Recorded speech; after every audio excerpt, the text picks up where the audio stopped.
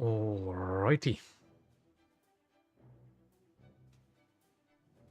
Just gotta make sure everything's caught up. And make sure I actually pressed every button I need to press. Shit. I did forget something.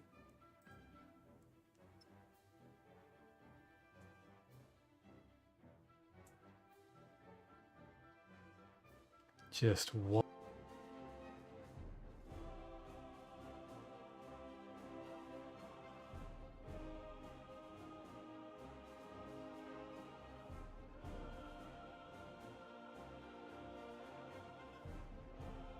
Are we back?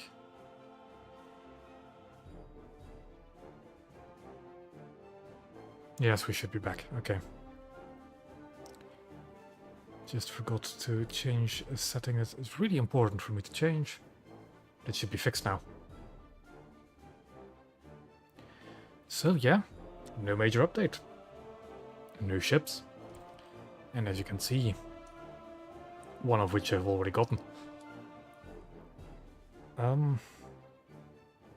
So I think I'm just going to get into it. I'm gonna play Yamato, try and spade it, as I still have quite a ways to go. And we'll talk about the update as it comes up, I guess. So without further ado, let's just get into it.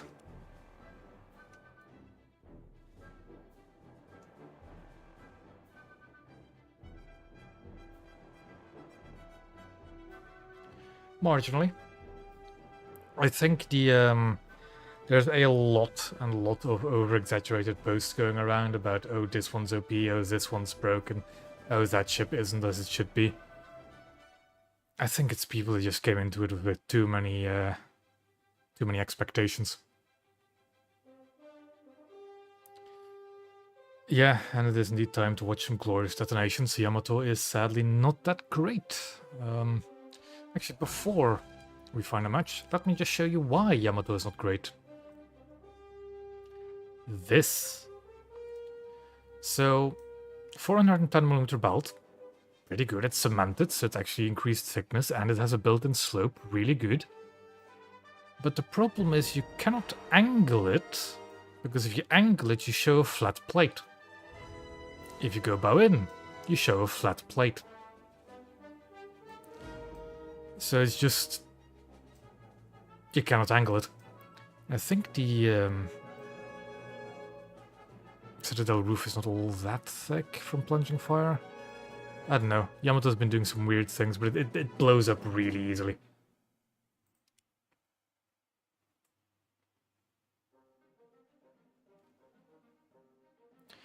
I found the only way to really play my Yamato is just get into cover as soon as possible, try not to draw too much attention, and go from there. Not always possible, and if you do have somebody with half a brain on the enemy team in one of the 8-7s, you will die. But oh well, that isn't too unusual for Japanese battleship gameplay.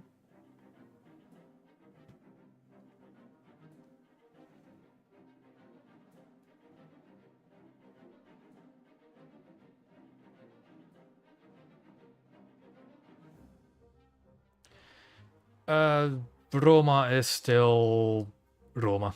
It is sad what reload it has.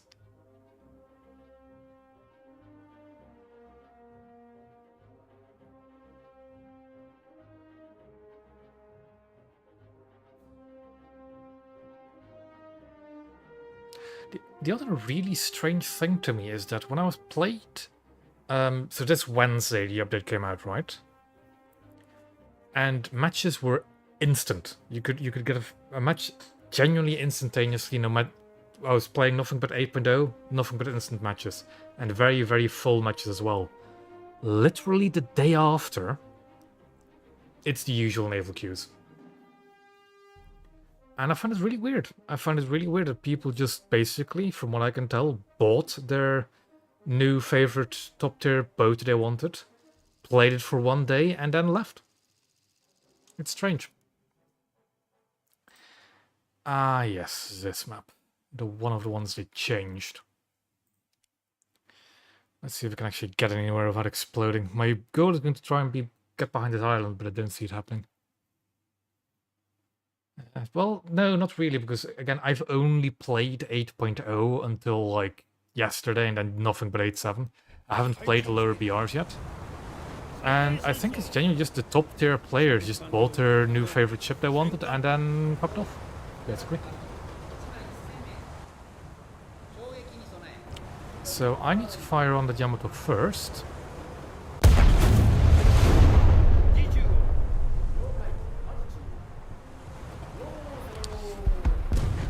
Yeah. Yeah, the 16v16 battleships have been a very strange experience. I'm not gonna lie. Like even just against the bots, it is strange. Okay, he's not firing at me. That's great. That's great.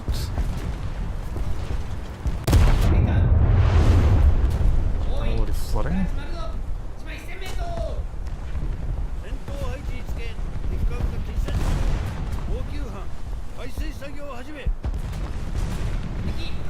And there goes Yamato.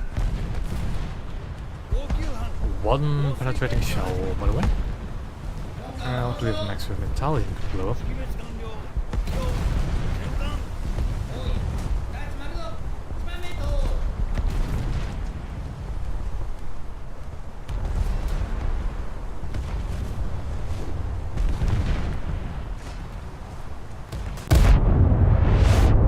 Okay, that salvo's 2 for 4. We live. Just get behind the island, get behind the island, just slow boat.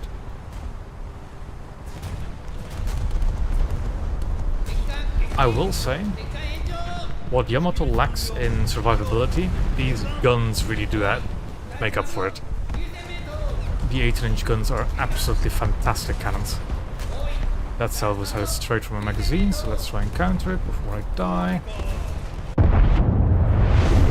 At least reply to it rather. Too far back though, I didn't aim properly. Those were going over, lucky me. No, those might actually go for a rear magazine if I'm lucky. They did! Yeah, okay, okay. 3 salvos, 3 detonations, we take these. That looks like an Iowa. It is an Iowa. Let's try and get the middle guns are 1.5 to 2 forward of middle. He's actually closing the distance slightly, so where's that? And let's fire there. I am now in cover. At least most of me is, so let's use some damage control. There's a space for the Congo, but that's an AI actually. Good hit on the Iowa, got one of the shell rooms.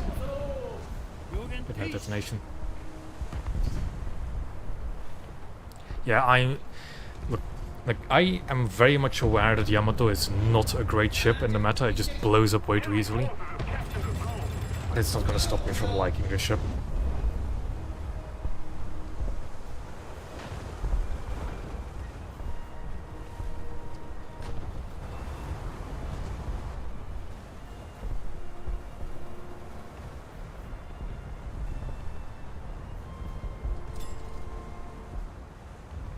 I think after Yamato I'm going to go for Iowa myself, but I'm not entirely sure yet.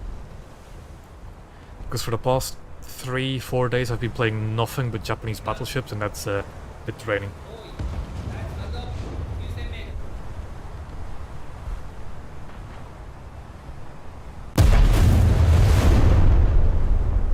So that is an interesting note, and I do agree the hull break seems not quite tuned for battleship gameplay, like actual battleship v battleship.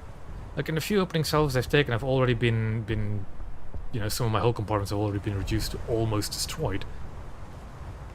And I thought, as many others, that it's just broken, that the unsinkability isn't right, something got broken with it. But I'm not entirely sure if that's actually the case. I think it just isn't quite fine-tuned for these BRs yet. Because when I played 7.3 of the Congo, and I've heard from other friends as well that in other BRs it's still normal. So, I don't know. It definitely feels a bit whack, but I get the feeling it's actually more due to the fact you're fighting 16v16 battleships more than anything else. Could be wrong though. At least that's the feeling I get.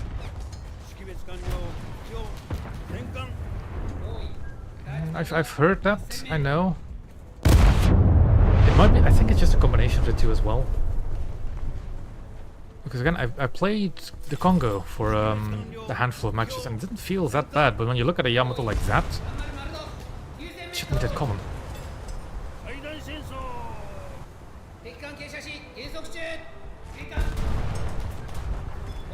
That's a fire, instant death. Also, to change the subject to something different. This map change. So they added these two islands, right?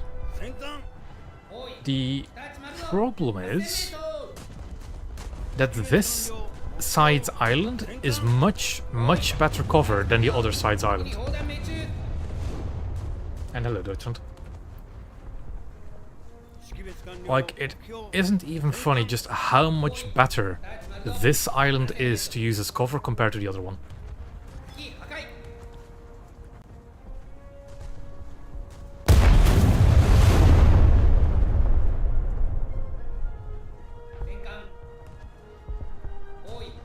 The Yamato behind us. Yeah, I do see that's the problem. I myself also, when I first saw the update, I also thought battleship compartments are out of whack. A friend of mine told me not really, and I'm not sure really. Yeah, I've heard of the data mine saying okay, that's just they are just weaker. But when I played Congo, I really didn't get that much hull damage. It's weird. It's weird. It's probably something that will get fixed in the long run though, so I wouldn't be too worried about it. In the meantime, we'll just deal with it. Yeah, I get the feeling it's like the new battleships that have the out of whack hull plating. But then again, Amagi is also kind of out of whack to me.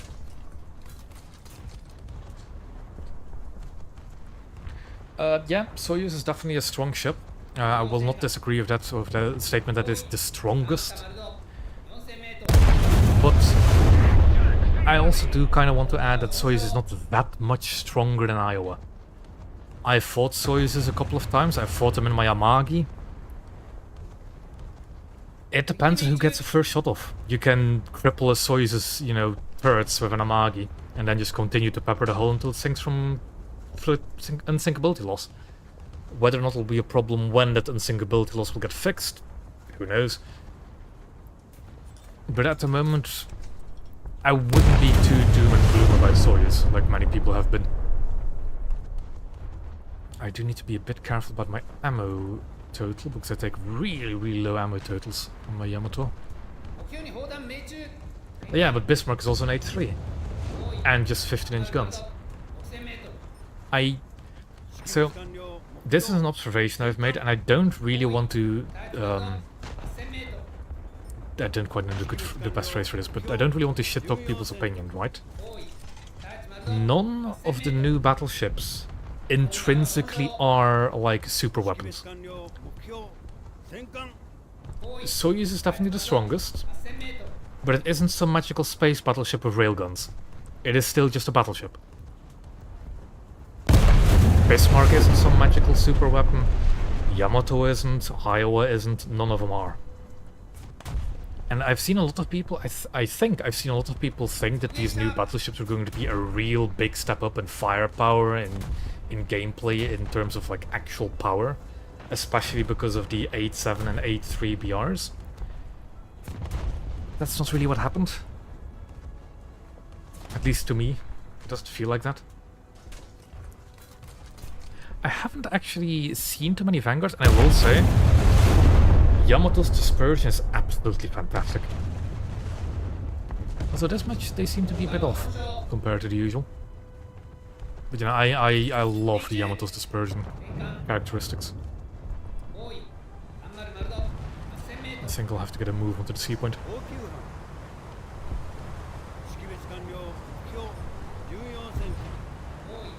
Let's see if any of those are players. Yeah, I would say that sample. It's definitely it is a step up. Of course, they are the pinnacle of battleships. But compared to second generation super dreadnoughts or second generation dreadnoughts in general, eh.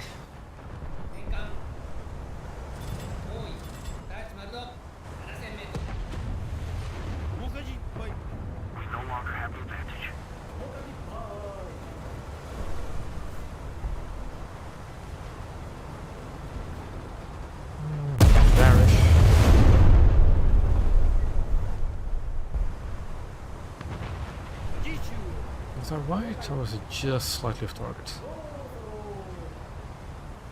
Over, okay. Look, I know what to do with the Yamato. It's just you go to an island and you hide. That is what you do. I have managed to survive entire matches in Yamato. Now, partly through cowardice and partly just hiding. But that's just about all you can do, really.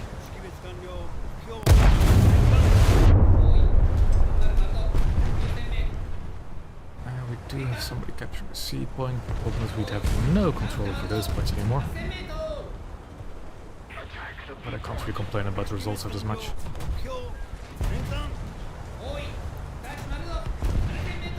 I really should have just stayed behind the rock.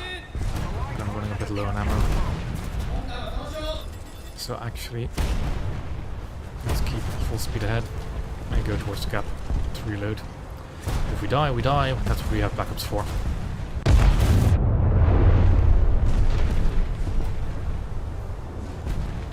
I can't wait to upgrade my Yamato though, because this thing is so sluggish.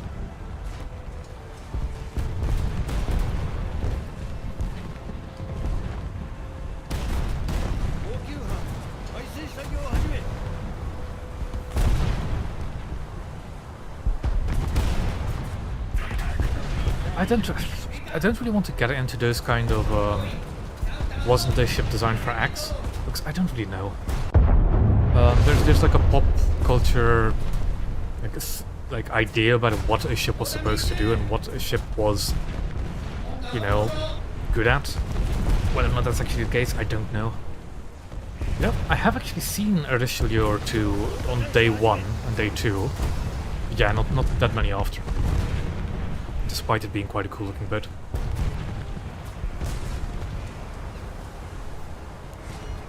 Looks like a Bismarck to me, doesn't it?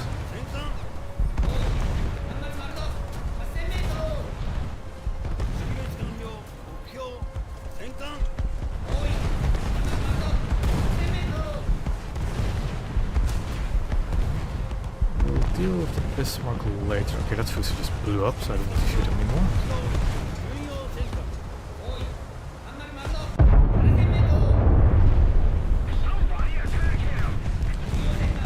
Yeah, nice are, well, because of the broken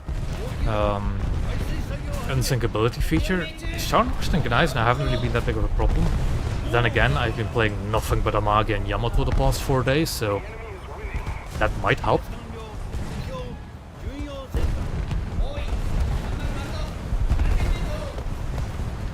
Incredibly slow.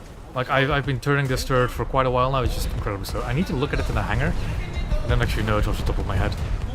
But it is slow.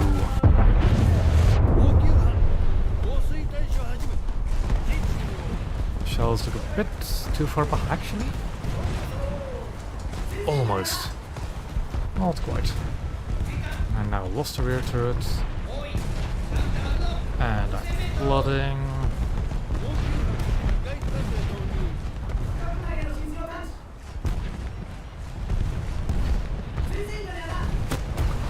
Death, but I should be able to get one more salvo off.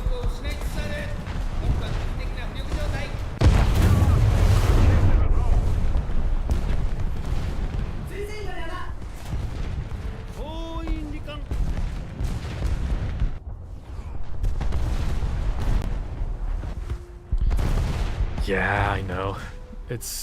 But again, C'est la vie. It's... The updates always kind of break stuff, and you just have to deal with it. But at least it isn't one specific ship that suffers, it's everybody that suffers equally.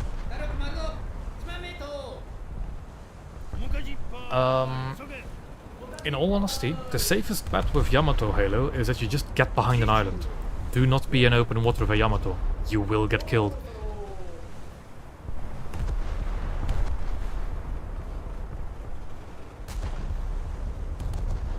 Like, I've come to the stage where I don't care about my angle in Yamato. I will just sail to whatever the closest piece of cover is, or whatever I think is the best piece of cover. If I die en route, I die en route, and that happens.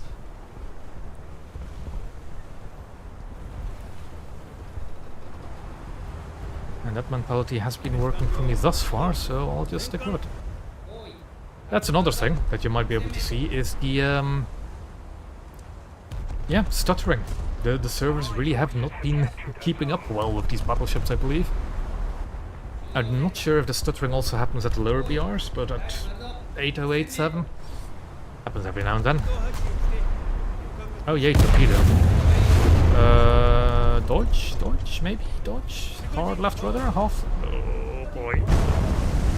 Okay, we're fine.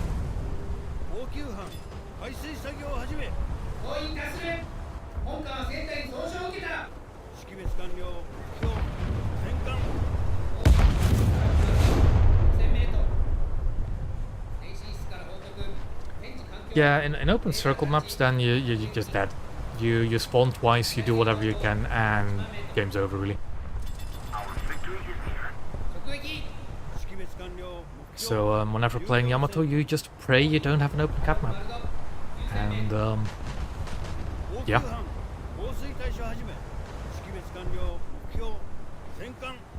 So I'll wait for that rear turret to reload. Yeah, probably. I can very easily see Yamato being a pretty good ship in EC. With longer ranges, actually making her armor more meaningful. Too bad I don't really like EC.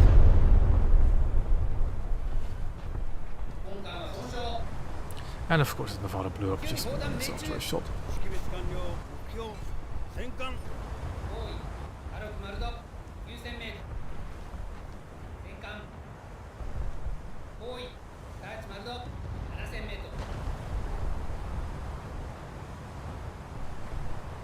I can't ever quite tell if that's a Scharnhorst or Gneiss now.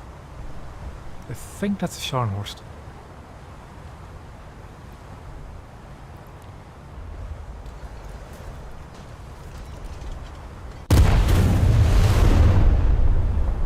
No, that's a Gneiss now.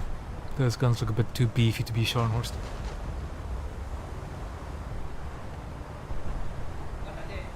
And there goes a fire.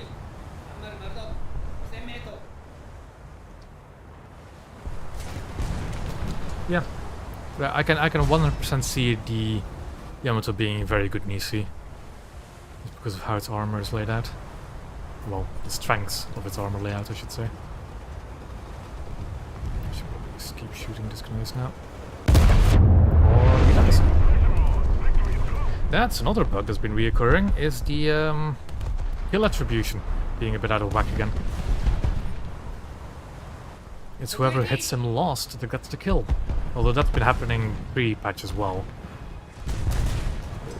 Pan me, very nice.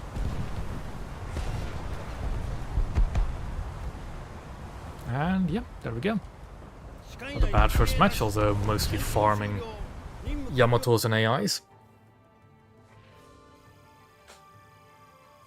I have also put a talisman on my Yamato to increase the rate of spading. So it'll be very nice. Let's get primary armor targeting because those turrets are slow.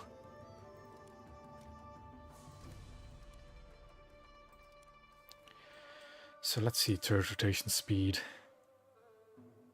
Horizontal is 1.7. Isn't that like similar to British? Yeah, but that's with the mod hold on. Yeah, that's like British 15-inch turret traverse. Makes sense. It is slow. You could dodge Sand if you don't mind playing 8-7. I can't ever find you in my contacts, I don't know. Then we just look into my squadron, I guess. There you are. That's probably why I can't find you in my contacts.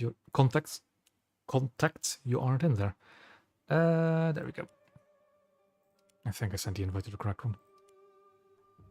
Yes.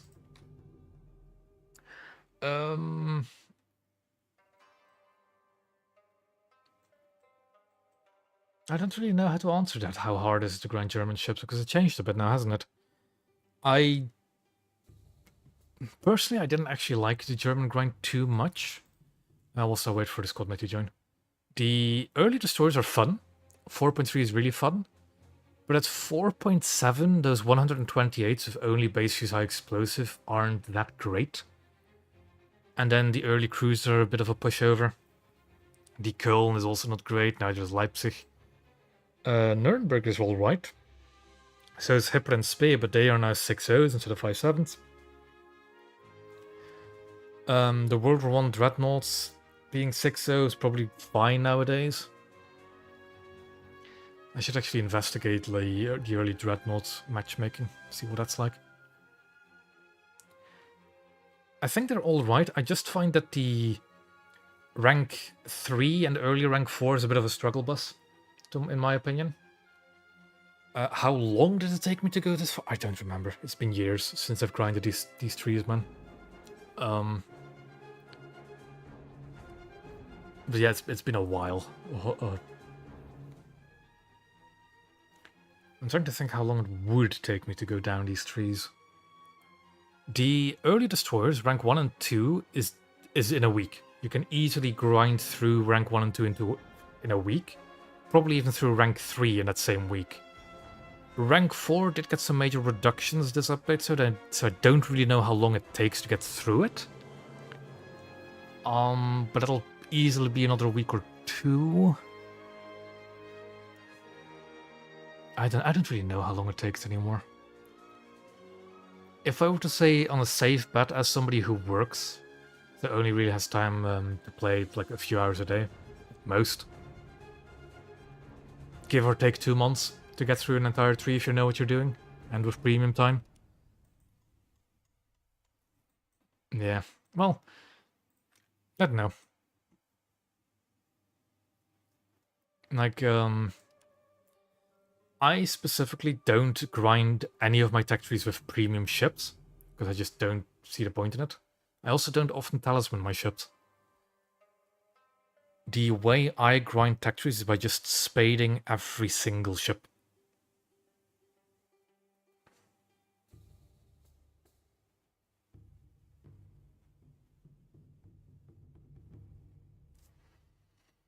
Yeah. I don't really know. The grind is not something I'm really all that actively concerned about. Because the way I grind is by getting every single ship one by one and fully upgrading them. And usually by doing that, by the time I'm done with a certain battle rating, I'll have 2 or 3 ships in the next battle rating already. And then the process just repeats until eventually you're at top tier.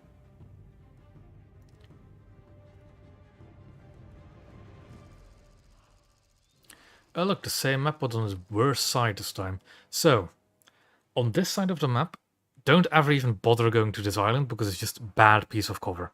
It just is. So I'm going to go immediately for the A and B point and hope I survive.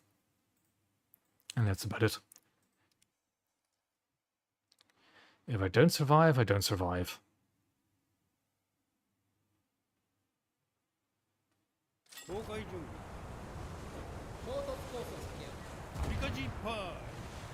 Do we have an enemy team? Rodney could be dangerous.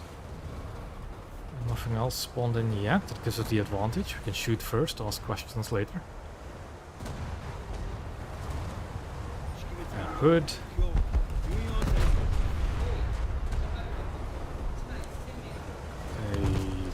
AI, not too worried about it. That's also actually an AI, that isn't. Rodney is currently our biggest threat.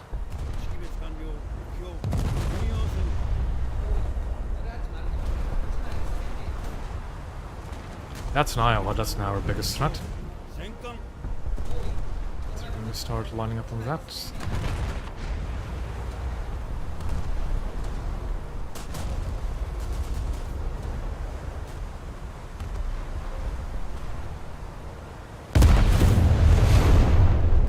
We're on course, roughly. So let's just go full steam ahead.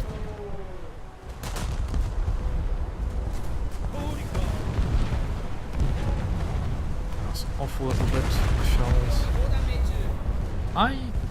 I've heard mixed reviews about the gun stand of Yamato.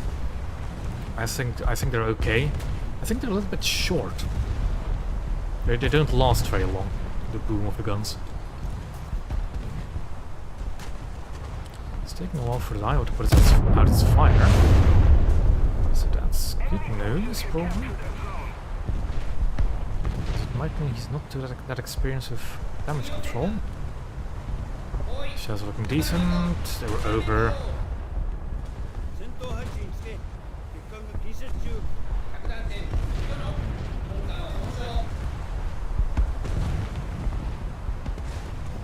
Yeah, he's approaching quite a rapid speed, so I need to adjust my range significantly.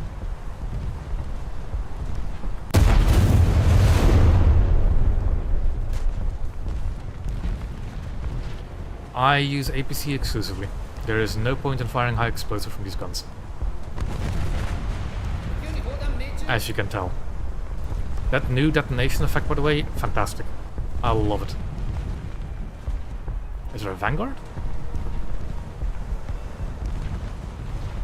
I haven't actually seen a Vanguard yet. Oh, over there is a Vanguard. Ooh, with a very snazzy camo on it. Also, yeah, where the hell are its front guns aiming? I was low in the water.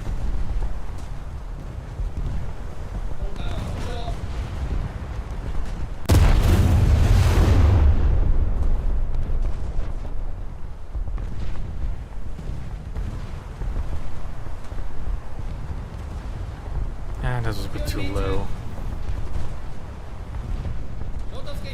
Look on the Vanguard on our team as well.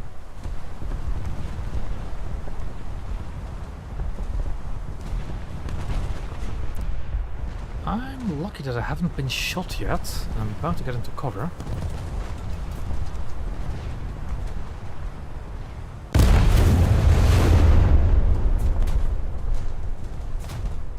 I'm gonna put my guns on all targets just because there's a coastal in the area. And I don't want to get surprised. I missed again.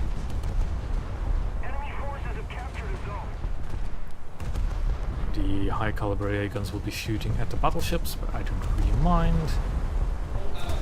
I was back out of the water and shooting in my direction, which could be very bad news.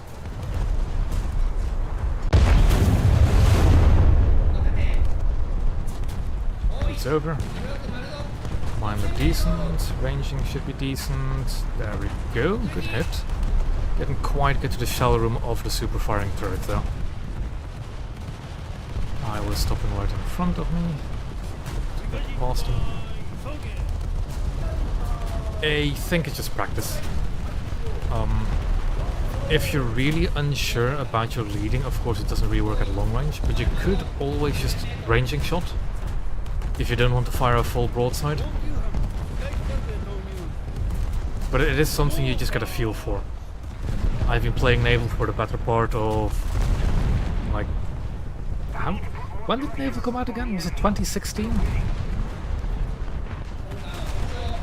Yeah, but basically many years now, and the aiming just comes to you naturally after the point. I didn't know where my main guns were going, but okay.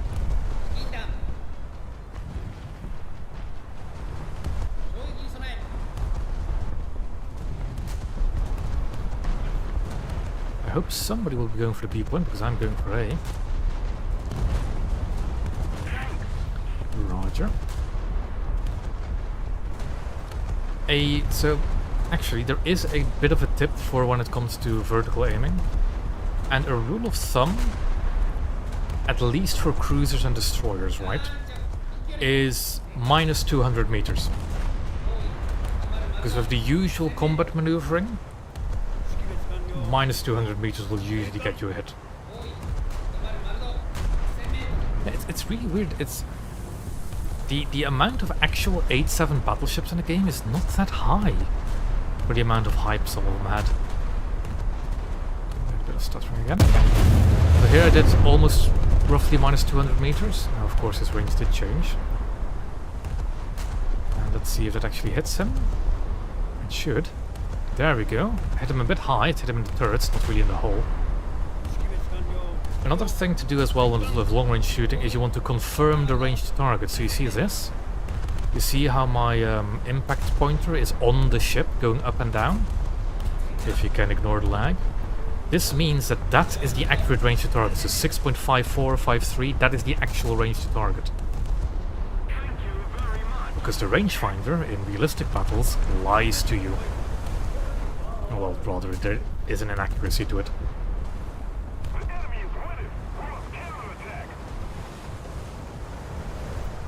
Do we actually have the time to get onto the A point? I wonder.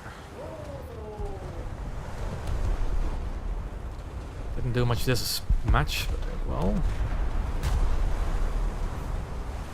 Let's switch off my gunners actually for a second. Maybe that helps a little.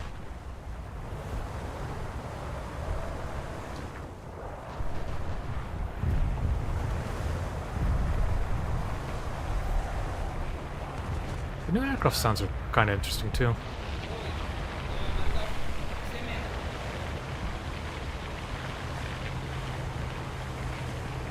Yeah, but I will never touch arcade. I vehemently do not like the arcade aiming system. Even before the aiming system changed, I just wasn't a fan of arcade. I don't like the way planes work in that game mode, I don't like the way torpedoes work, I don't like the way ships feel. Just not a fan. No, everybody is allowed to have their own opinion and their own tastes. But I just don't think I'll ever play arcade for fun.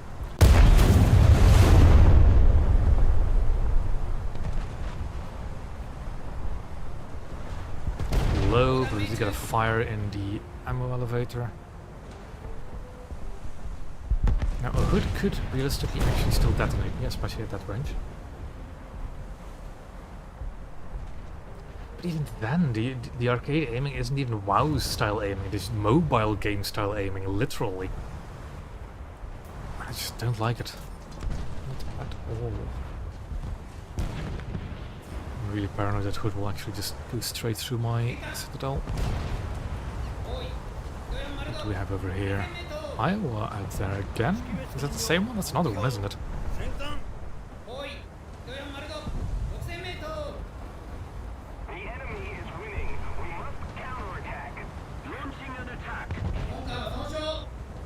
Okay, decap the A point.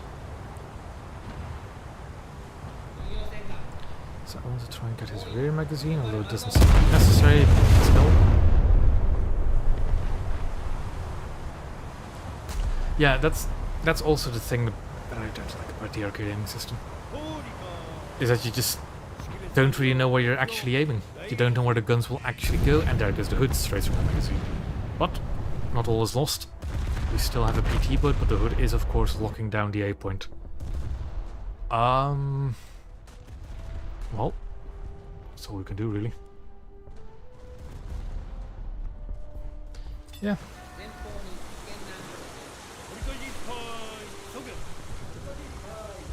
E6. Okay. And then I of course caught my buddy that was about to go to the B point. Great. Not great at all.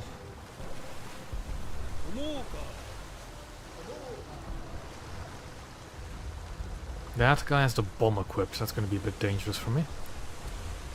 Second round is the HE, yes.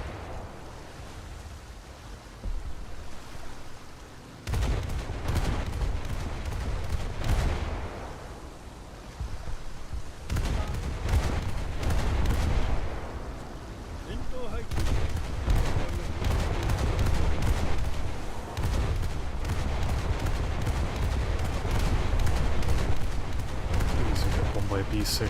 Please get bombed by B6. We dodged. We dodged.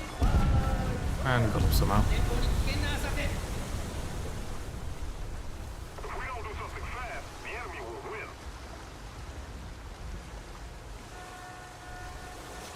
Not a great match for us. A great match for our team, really. We've really been able to get out there.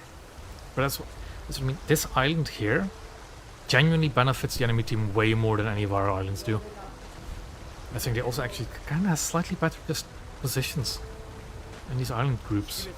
And that's going to be a big problem. A very big problem. Can I cap a point in cover? I think I can, actually.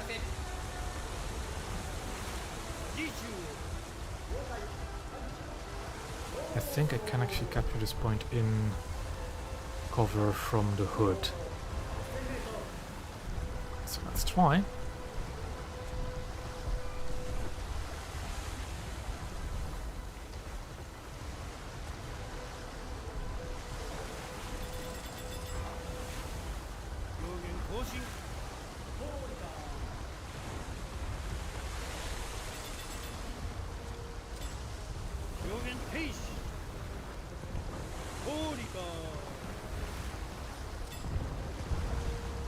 G5.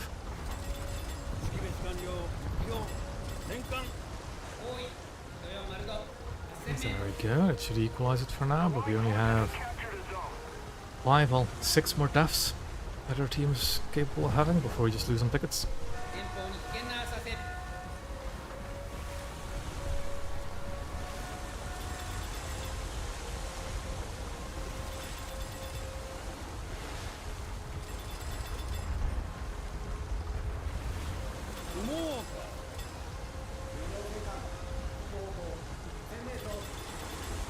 I always take AP belts. The reason why I always take AP belts on my coastal, or main AP belts, is because when a coastal is bow in, your AP belts will go through them. It'll go into their ship, into ammo racks, into internals, and usually also through multiple crew compartments, or hull segments in the case of coastal. So I always take AP belts. I can understand the argument for HE belts. Hold on, 1 second. Universal is also more than adequate because it's best of both worlds, really. In most cases. We are going to stealth block this guy. And reverse onto the cap if possible. To get more torpedoes.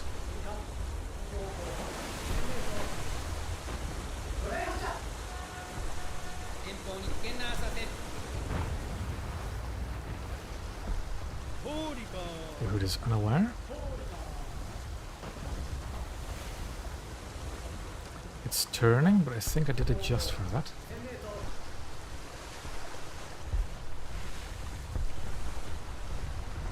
Yeah, if I had to choose between taking HE or AP belts, I always take AP belts.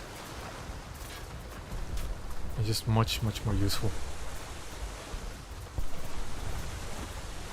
Okay, I got a torpedo hit on the bow. Which will cause some flooding, but not an awful lot of damage. Which is a bit of a shame.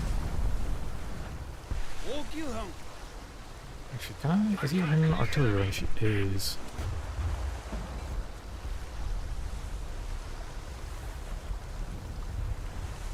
Yeah, taking less ammo does reduce the shower room size like it does in Alaska. Taking reduced ammo on the Yamato is actually also a thing you should probably do, although it doesn't really help much. But still. Okay, now the problem is I don't have any torpedoes. And I'm not really able to reload them.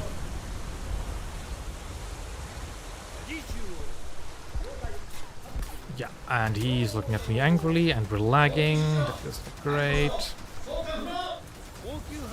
Really not great. I've expended all my torpedoes. It's also not great. I don't like seeing those guns go down, sir. Please don't. Thank you for missing. Greatly appreciated.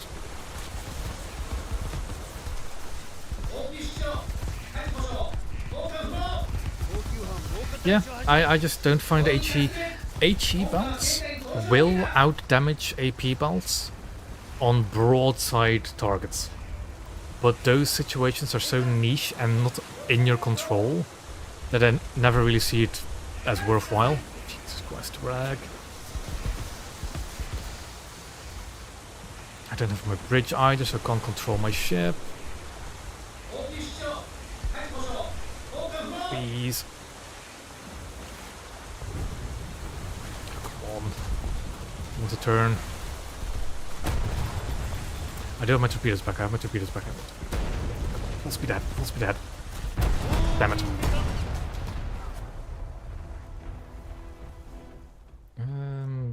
Is it worthwhile taking a Yamato when we only have 600 tickets? I mean, who cares really at this point?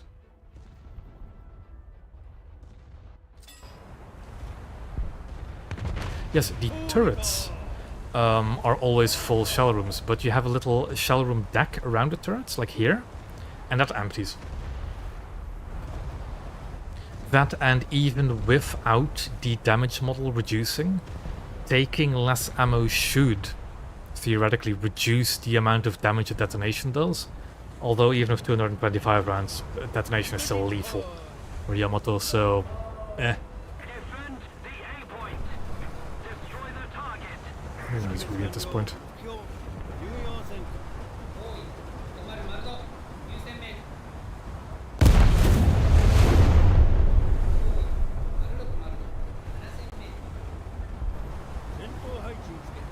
Capture the A point as expected. Horrible. Well, lead adjustment.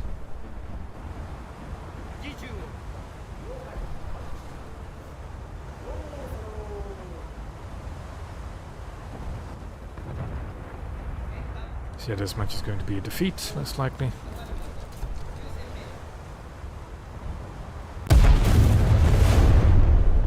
Let's see if we can get just one more kill in. Nope, game over.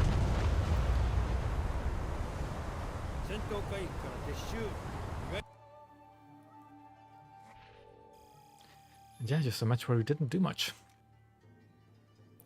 Not much at all.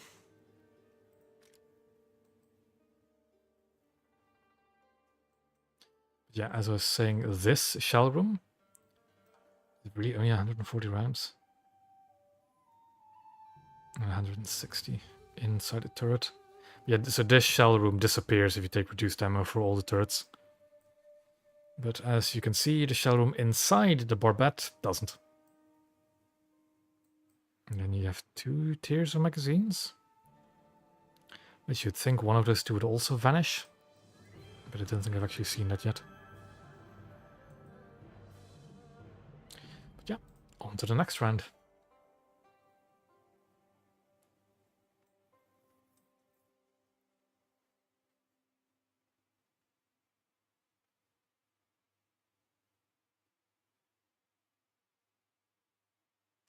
I will say, other than the quirks and bugs from this update, I'd say it's a pretty solid naval update. The decompression looks pretty alright. That red kill I've also noticed on my Amagi, of all things. I've noticed on my Amagi that I've had matches where I've lost 3 of my 5 magazines and not die. But I've had matches where I just instantly detonate as well, and I didn't know what actually detonated, and I believe it was my secondaries. To 15 centimeters of HETF on Goliath now? And those mounts, really? Okay.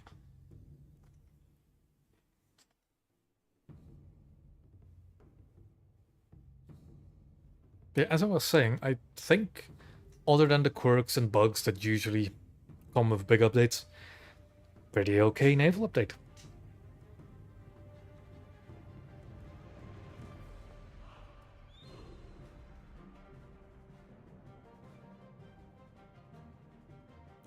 Don't think I really have anything to complain about this update.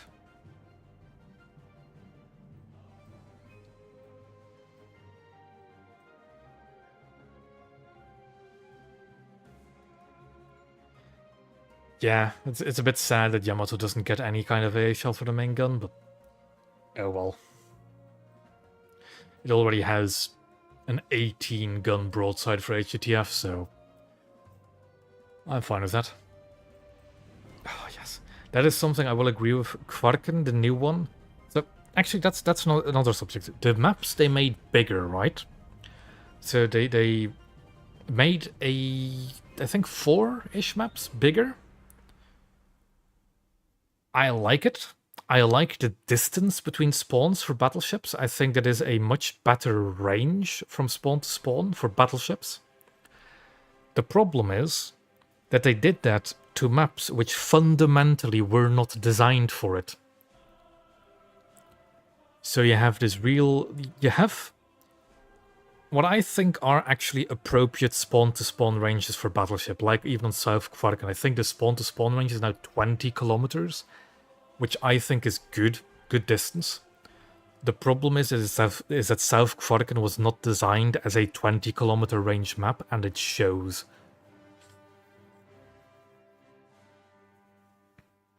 Same thing with Japan. They also increased its spawn-to-spawn range. I think it's nice. The problem is that the map is not designed for it. Which maps were it? So it's Kvarken, Japan, that map we were just on. Franz Josef Land. What else was there? I think there's one or two more, but I can't quite put my finger on it. True, Red Kill, but that's something I've also yeah. About that scout, I cannot actually tell you anything about it because I haven't played any ship yet that's influenced by the dispersion increase. Because I believe the data mine said that dispersion increase affects all guns from, what is it, 100mm to 380? And the only guns I've played up until now are 410 and 460. So I haven't been able to actually tell much about the dispersion increases.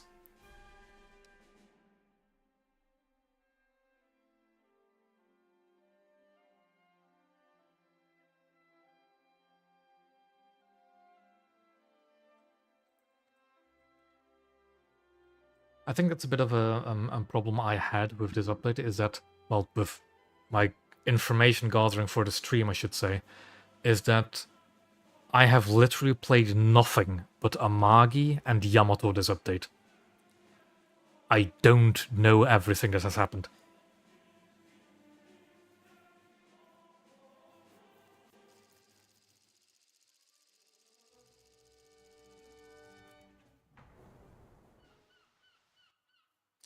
I'll take that into account. Red Kill. Ooh, this map. Bad weather. Ooh. I've heard it actually reintroduces islands at sea, but I'm not going for sea. I will go my usual route up north, immediately go south into the B point. Let's see how that'll go. I actually do like Palau. I think it's a great map.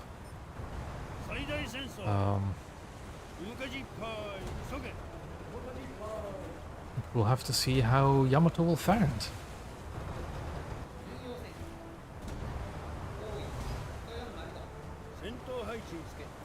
Normally with most of my battleships I wouldn't even bother adjusting course, but for Yamato I want to get south as quickly as possible to get out of the guns. Speaking of guns, there's a Iowa and a Kronstadt, but it's a AI Kronstadt. I didn't buy any camos because blatantly I just didn't have any GE left. I've already spent quite a bit on GE for this update to get a Talisman and a Ace Crew for Yamato. And to get Yukikaze, and I didn't really want to spend any more, even if it isn't that much for the camos. The same as the Talisman, 2,800 GE, which is kinda pricey. I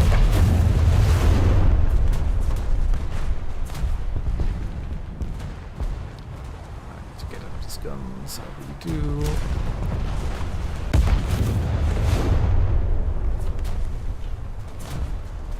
Oh yeah, the marketplace camos. The thing is, Yamato doesn't have a marketplace camo, does it? From this update's loot box. Well, box.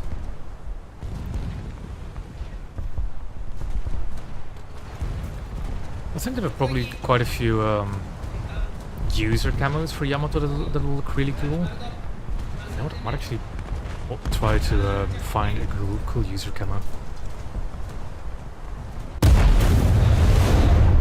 I might, because there are some cool ones, and I do need to look into them.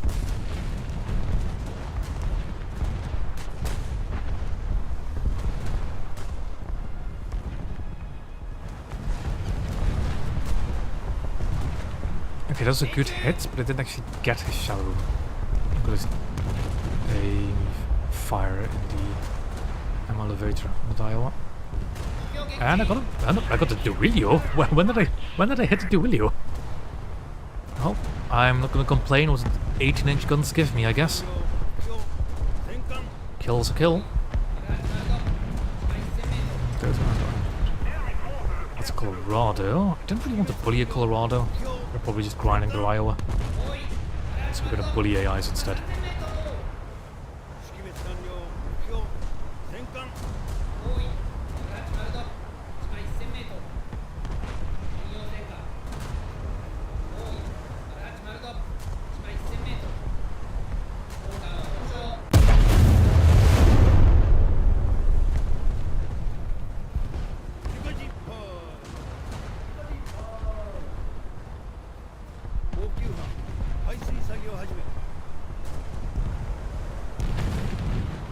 River in front. Right now we're at the stage where it's safe to turn into the B point. Yeah. To be perfectly honest, the thing about these marketplace camos, right? If you don't care about what the enemy sees, all of those marketplace camos are freely available on War Thunder Live. All of them. That's where they get them from.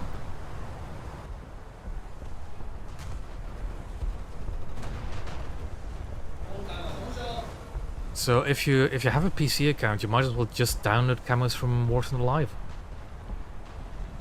Because I don't particularly care what other people see my ship as. I actually more just like the look of camos to look at them myself. But I can see, you know, luckily camos usually aren't all that expensive. And they'll drop in price eventually.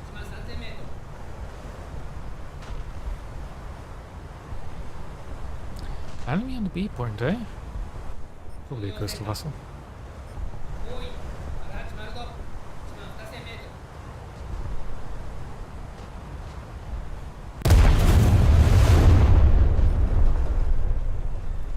We're gonna put gunners on all targets, as there is a possible coastal contact. I can't wait to get Yamato upgraded, because it is the one thing I have noticed, painfully so, is the incredibly slow speed of the stock Yamato. You just cannot get anywhere you want to really quickly. So after I get my third reverse upgrade, I'm definitely going to go for speed upgrades. Survivability upgrades don't matter, because either you explode or you don't, and it's a plane. Okay. Shall we try an AP salvo?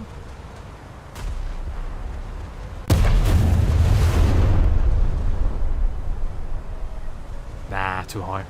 Not enough lead. But maybe the 5-inch guns can get a hit. He is within AA range.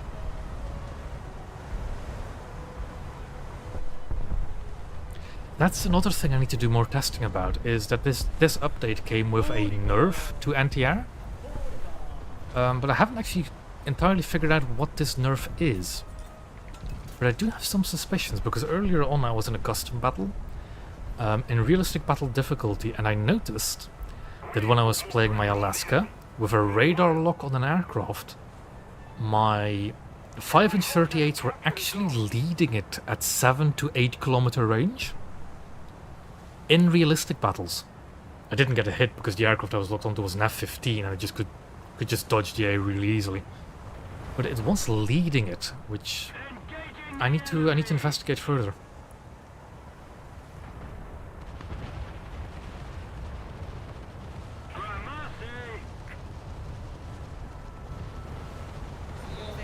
I also have the slight suspicion that the AA accuracy thing has a kind of time on target debuff. Because a couple of times I got jumped by an enemy jet in that custom battle. And he was really close, flying right at me, and my guns just couldn't hit him. So I get the feeling there needs to be a certain time on target before the guns actually gain accuracy. Rather than just the way they fly. Okay, air-to-air combat.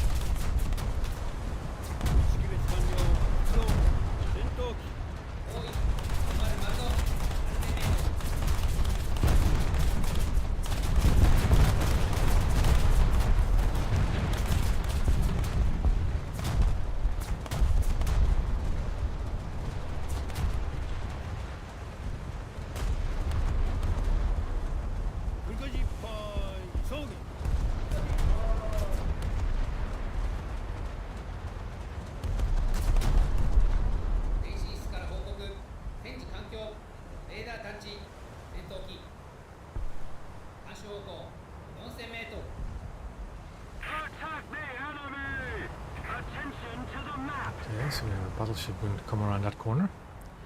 The enemy Iowa. Okay. I am terribly angled. But I need to power on to the B point as fast as possible.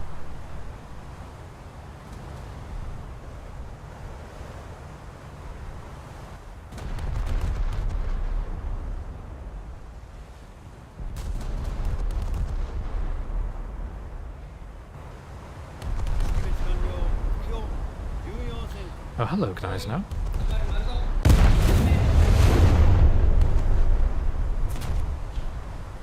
Too much lead. Much too much lead. I think I'll have to duck behind that island now.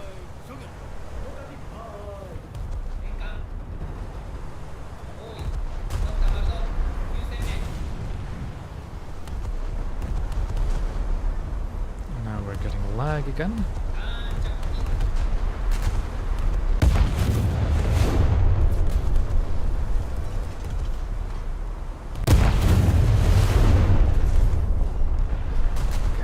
That hit. Oh boy. Let's switch off the AA. Let's switch off the AA. See if it improves things. It doesn't. It did.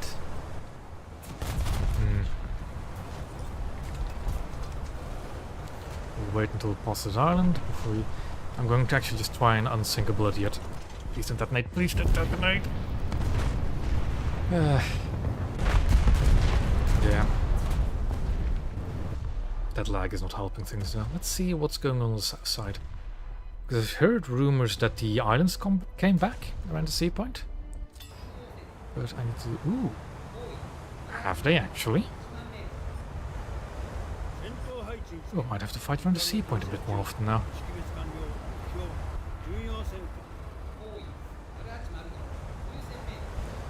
Yeah, Yamato is not great for close quarters combat, sadly.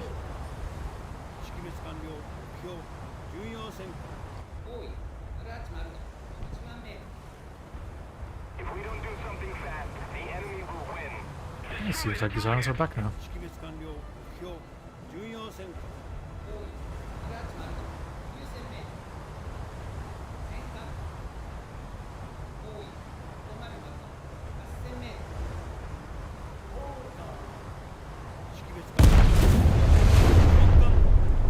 See if I can lob it over the island.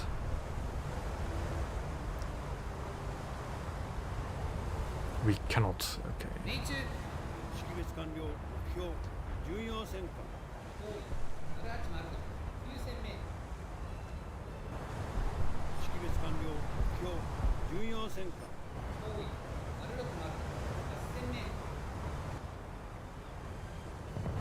What is a Congo doing at this battle rating?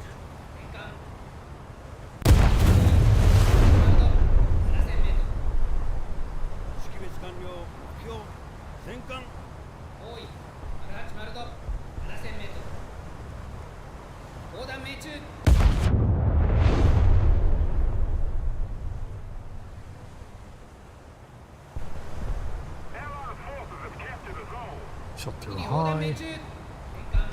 The shells just ricocheted off the turret.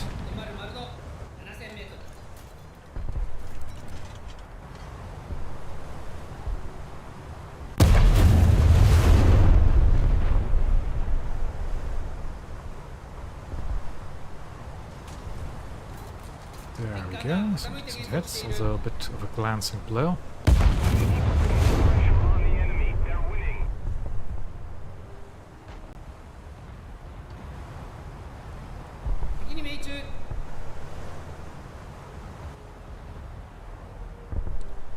This match is sadly going to be defeat.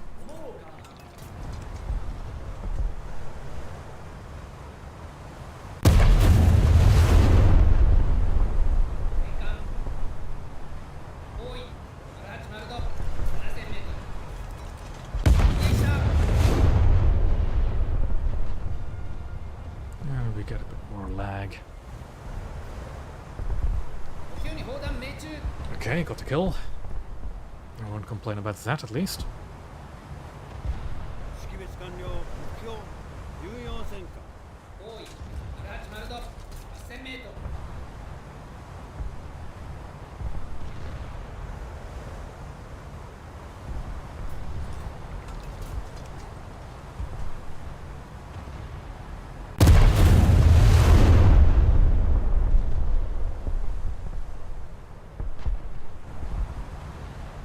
Shells look decent. We're a bit too far back to actually hit the ammo elevator. Another thing that's been a bit of a thing for me to get used to with Yamato is when you play Amagi with a 26-second reload, you get used to that 26-second reload quite quickly. So jumping back to a 32-second reload, I think it is, or 31. It's a bit of a pain. 32 seconds. Oh, I think they are. They're not as accurate as they were a few days ago to me. Might also just be streamer luck, or unluck in this case. But I've been having very good time with these guns.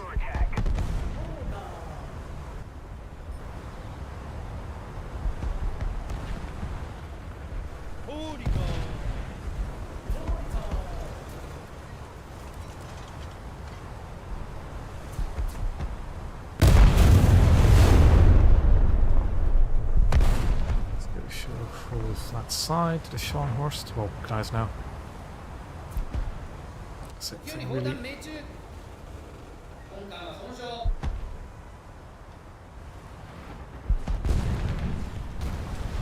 Like, if the main belt of Yamato genuinely is pretty good. It's just when you get close, when you can't angle those corner plates, it's just all over. Oh, I should actually, you know what I should do? I should go into hit analysis. Hold on a sec. Let's go for the first speed upgrade. Because we can go to replays, and I think we can just go to hit analysis. Not my hits, but enemy hits. Let's go with that. So I was definitely hit by the 380, right? Let's see. So that was just going to front. It was a bit later, wasn't it?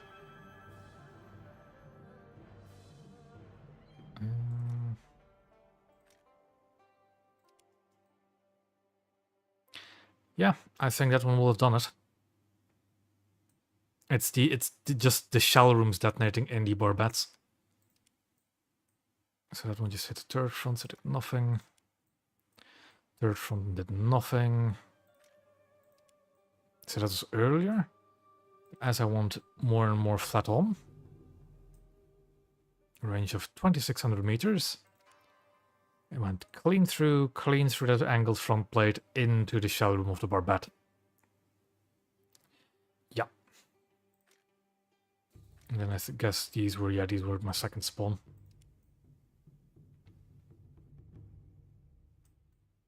So let's see, where was this again? So that angle. And what does that angle look like in the armor viewer? It's just that really, and it was 2 kilometers away, just punched clean through it. And I don't think there's... The barbette internally is so thin.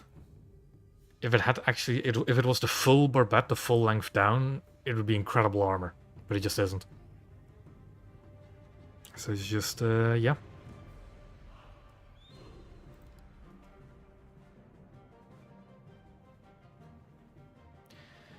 And if we look at the guys now, to see what the actual shell is like. Guys, now it's rank 6. So it will be this one at 2600 meters roughly. So it's a 664 millimeters, but it just goes clean through.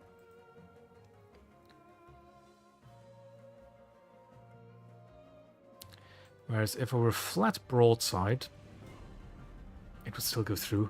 That's the problem with Yamato, right? Is that you just cannot angle it. So you can't get the most out of your armor. So even if you were to angle the main belt itself, so to become impenetrable, you can't angle the cheek. As Radkel says, you can't angle it. And that's a bit of the problem with Yamato. But nonetheless, cool boat, we keep going.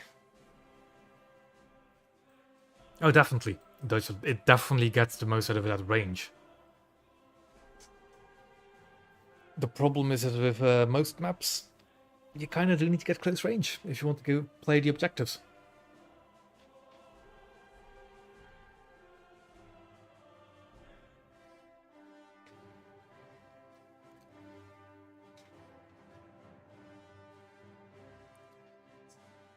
On another note, now that this update is finally out,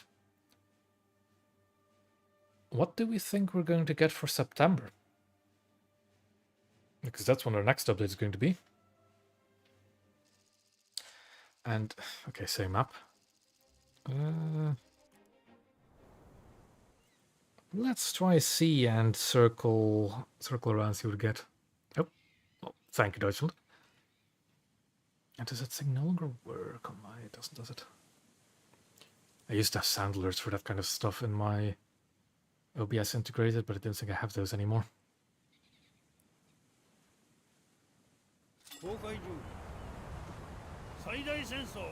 You also really didn't need to do that, but thank you anyways. Yeah, where does that... That big island is not rendered now, is it?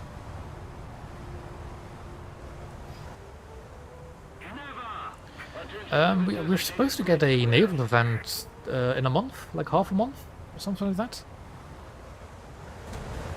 So that's something to look out for as well. We're getting a new battle pass in a few weeks too.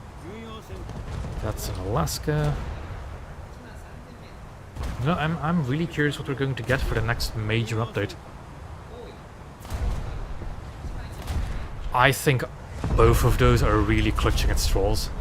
I think that's copium from those nations' mains, to be perfectly honest. I just don't see it happening that any of the current new top-tier ships are going to be an event ship in half a month.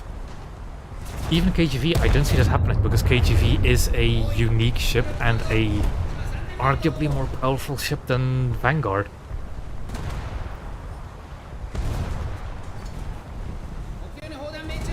I've heard rumors actually that it's not going to be a battleship at all.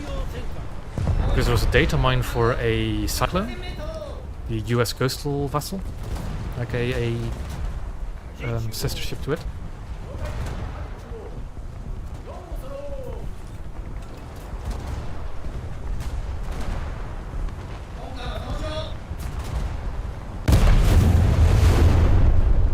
I don't think so.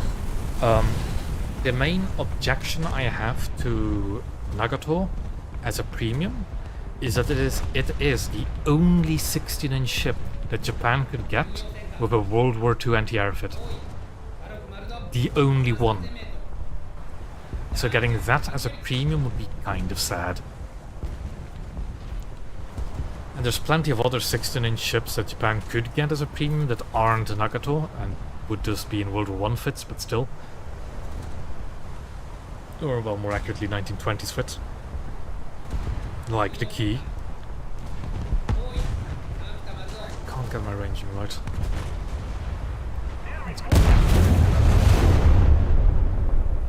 Yeah.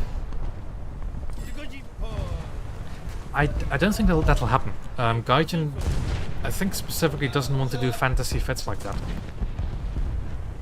Although, I say that, but you can't really call Knives now a fantasy fit, because that was just an actual plan they were going to do. He's behind the rock, that's why I can't look onto him.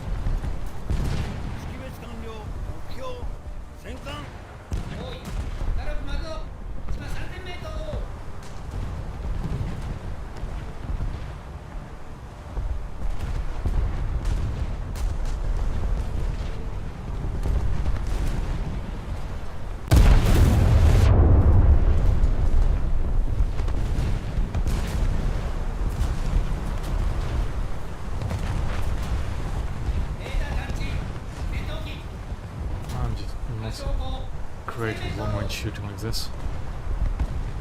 The enemy's getting closer to victory. Yeah.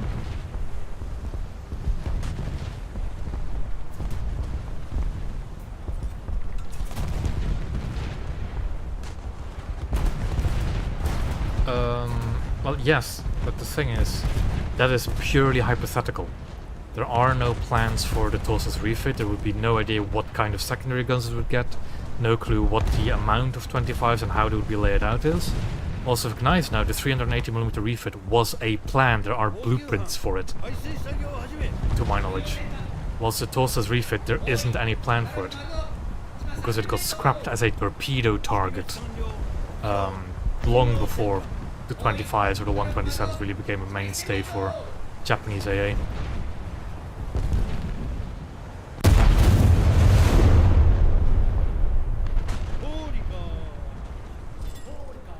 Don't know I wasn't going full speed. Okay, Knives got detonated by Iowa. There's an Iowa. There is a battlecruiser. That's something I have a bit of a hard time with, actually differentiating between Alaska and Iowa. But luckily you just have to see, is it a battlecruiser, is it a battleship? And then you know which is which.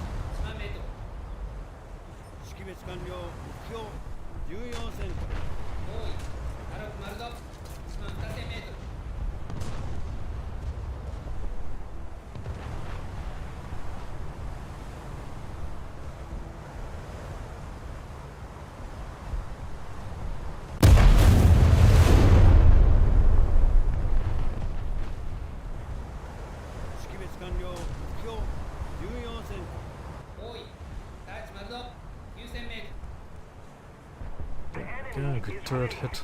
We've got to counterattack.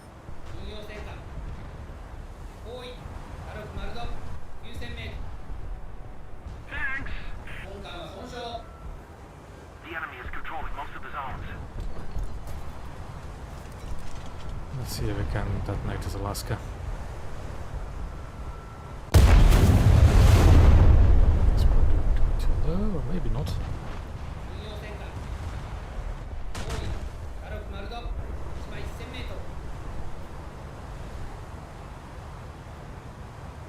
There we go. There's an AI Scharnhorst. Which is a sight I don't really want to see that often. So we're paranoid about what's captured the... Oh, hello.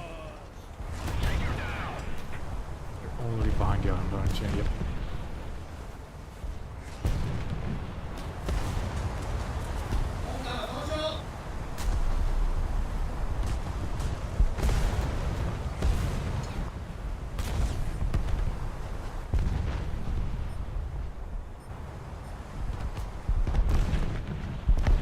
You know, I suddenly had a thought.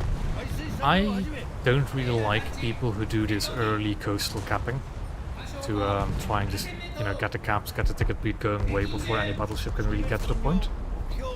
I think it's a bit cheap, and for when you're playing 8.7 battleships, it just speeds the match up. I'm thinking, would it be possible to put a weight limit on a capture point? But then you run into the problem that aircrafts couldn't cap it. Float planes couldn't cap it. which I think is a more valid like thing to capture, you know, point, as that's practically their only real use case.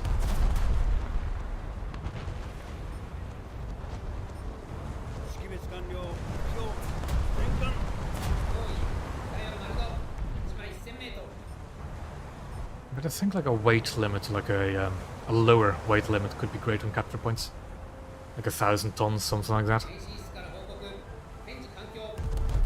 You could also do that, make it just capable by float plane or by blue water vessel.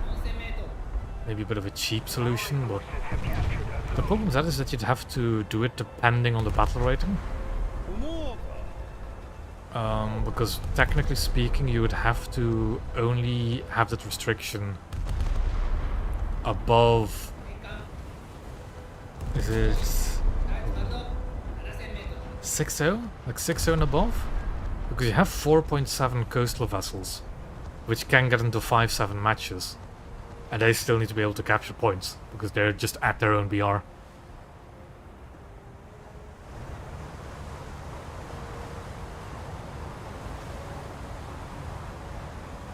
I don't really see, like, I have yet to play... Okay, I lost all my turrets in one salvo. Hello. Where from?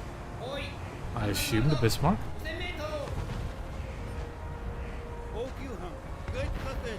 Rude. Yeah, I don't think... Oh, fuck. My hubris. My torpedo protection.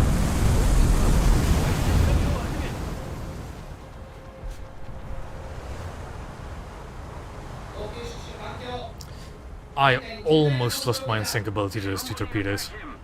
But we're good. We're fine. It's definitely fine. I'm gonna put my gunners on all targets if the lag will actually allow me. If we don't do something fast, the enemy will win. God.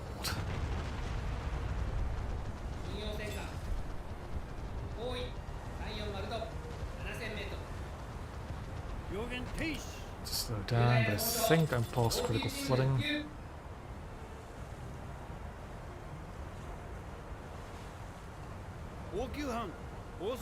So apparently, that's what the turrets look like when destroyed. Entire backplate missing.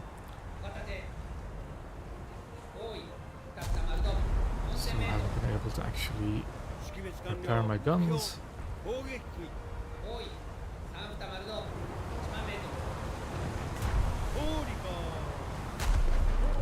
Can I squeeze into that gap, you think?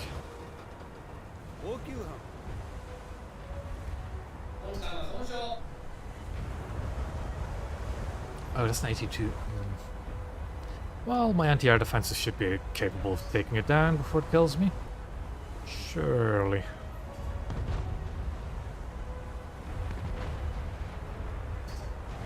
Let's put my guns on air targets only again.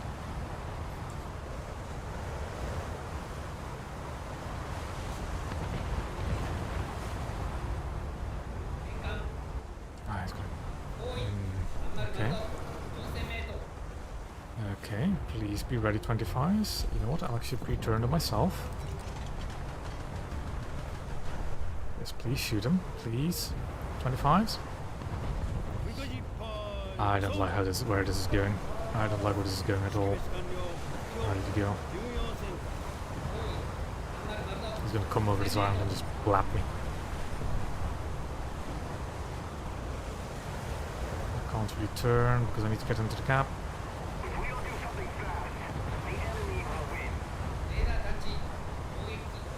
I'm listening. Let's prop. Where did he go?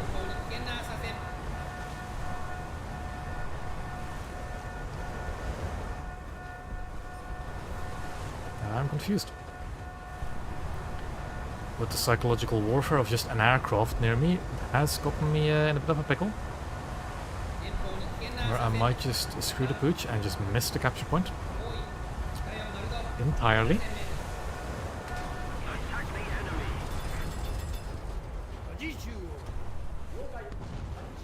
What I wouldn't do for the F1M float planes right now.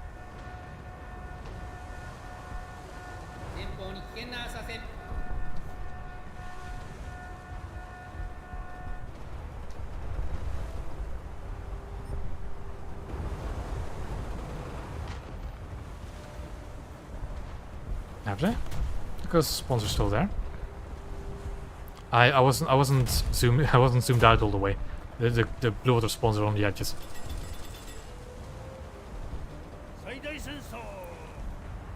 Come on, big bird. Move. There are still 2 coastal spawns.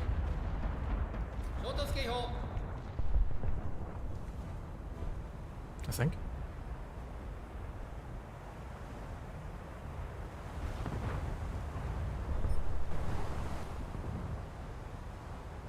Yeah, the Palau is one of those maps where they also increased spawn ranges.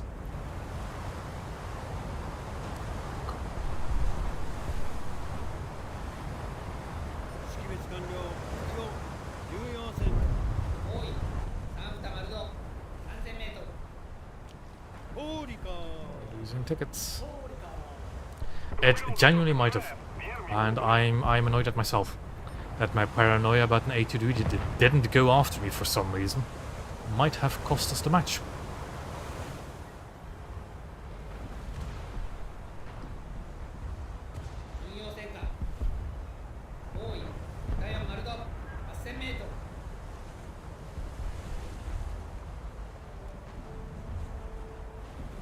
Actually, unironically, might have cost us the match. And the best part of it all, that A2D might actually not know. I think actually my nice number is going to get into the cap just about as I am going to get into it. He got shot down, yeah. He went for the group over here. Like, that guy specifically shot down the A2D. It's really strange because it looked like he was going straight at me and then he just didn't. One more death and the match is over. And what we have here, is it a player hood? Nope. And it's game over. Yikes.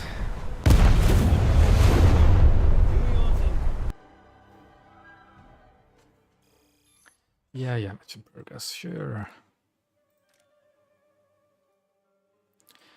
I am happy I did get a talisman on Yamato though. Makes even bad matches like that still worthwhile.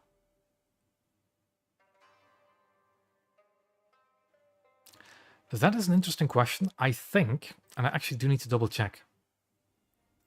What battle rating is the Canberras? Yes. This, by far, is going to be the most dangerous jet, mainly because of this. 2 cookies. 2 of them. On a pretty fast jet as well. Because Vanguard is 8.0, you should be able to take... does it actually say if it's naval battle rating? Yeah, so that is an 8.3 is its naval battle rating. Canberra is definitely one of the more dangerous jets. IL-28 is definitely a threat, to my knowledge. Other than that, I don't really know. I haven't actually seen that many new jets yet. But anyways, onward we go.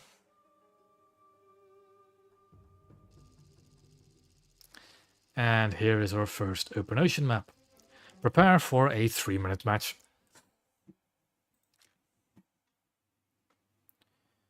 Not many people I know. That's good. But what I tend to do when I'm playing Yamato on these kind of maps is I just wait, see where my team is spawning, and then just spawn middle anyways.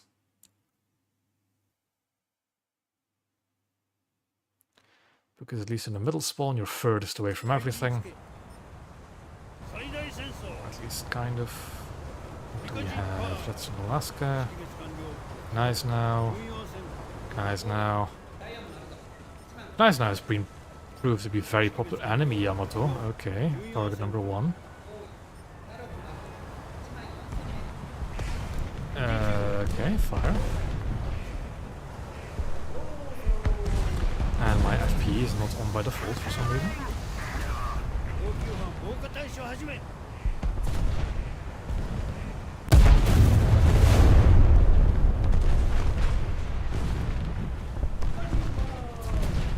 Now I have to make a choice. Which way do I turn? And I think my guns have already made the choice for me.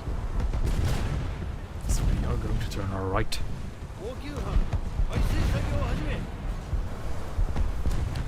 Shells are looking decent.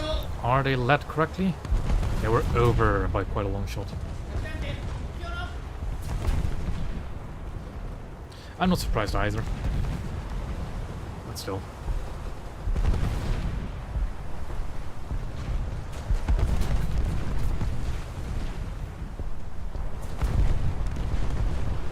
Yeah, the shells are just one ahead.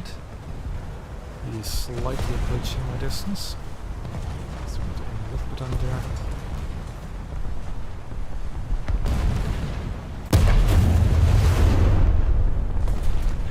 Gun breach damage. That's great.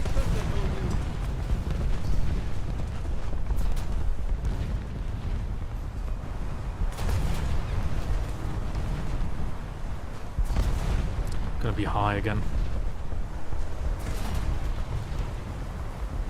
Yeah, high hits.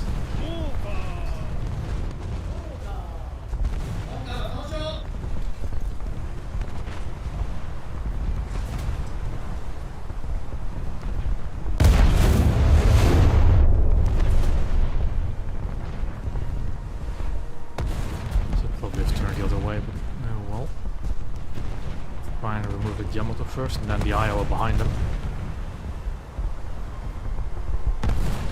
Shells look too far forward. Is the Yamato slowing down? He is. Would have been low anyways.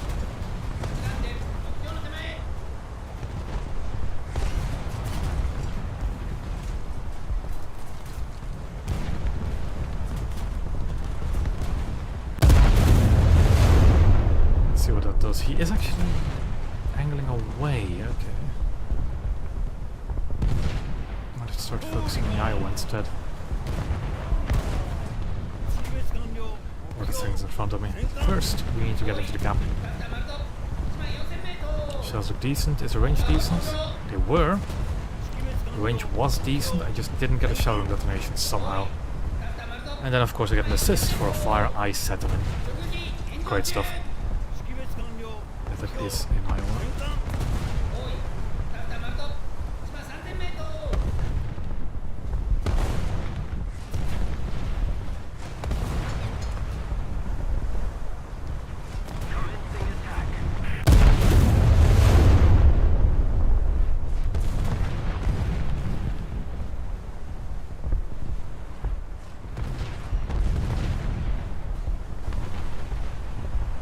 Did I leave too much?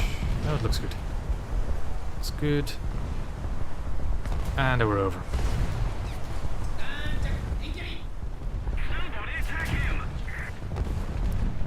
I'm now in the camp. So let's start showing a bit more broadside. These Iowa's guns look like they're aiming for me.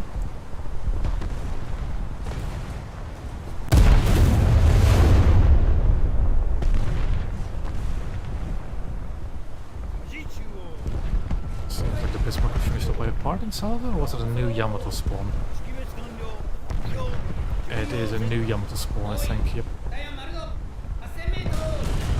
Okay, Iowa salvo didn't hit my ammo. Grateful for those.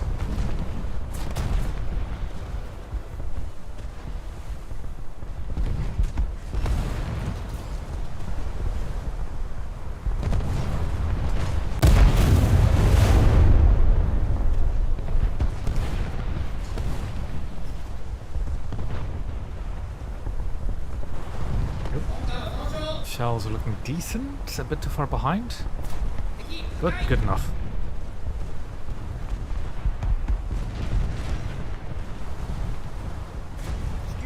There's another Iowa.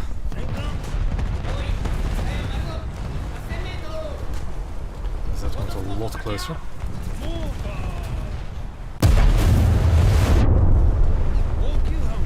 Start some repairs, although it doesn't seem to be a lot of critical stuff. Too far behind. Good range though. 6 non-pens, which isn't great.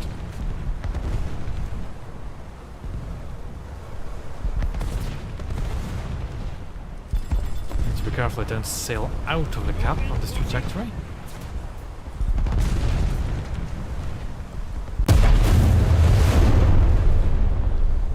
going to kill me right here, I think. But I am slowing down, maybe it throws him off a bit. Okay.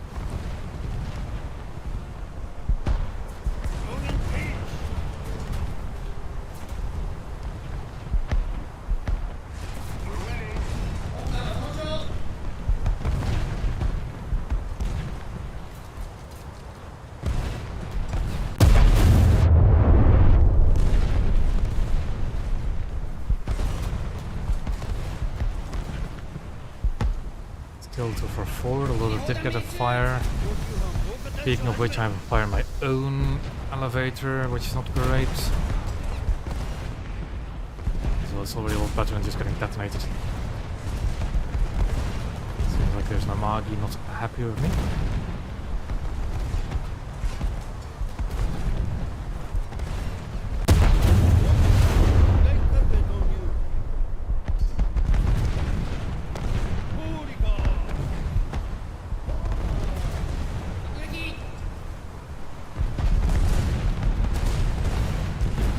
And there we go.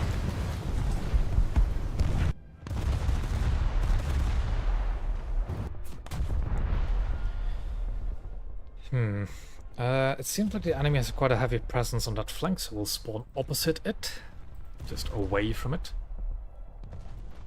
That guy is very much a purpose guy. So let's just ignore him.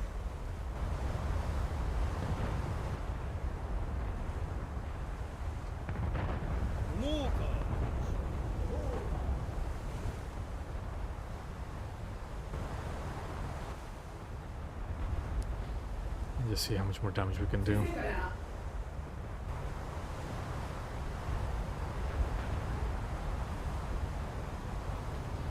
Or the lag spikes and kill us all again.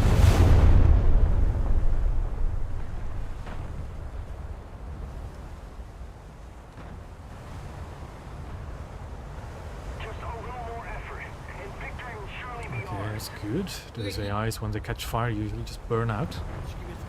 So it shouldn't be a threat anymore. Where is it, Iowa?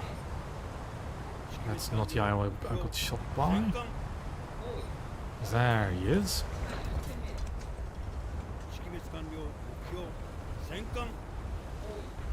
He's very closely just sinking from flooding. And we are having massive server issues again.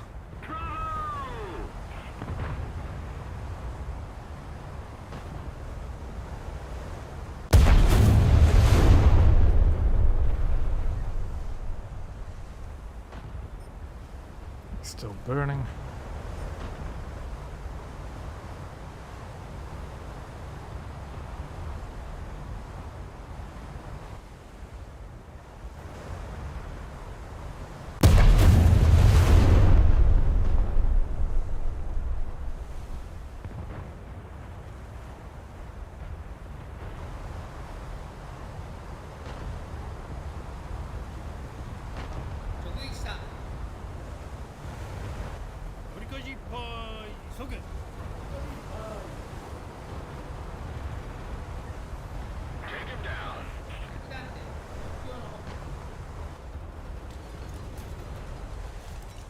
I got a rear gun in the action against this Iowa.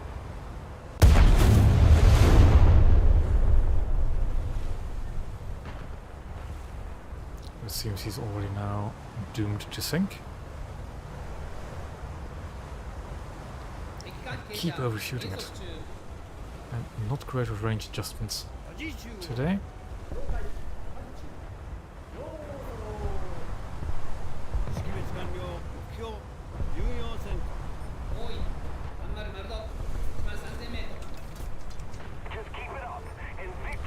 Seems that Italian battleship survived his Barbat fire. And now I need to be a bit wary of that Iowa spawning on my flank. So let's actually turn the guns around. Somehow I got the kill for that and I'm not complaining.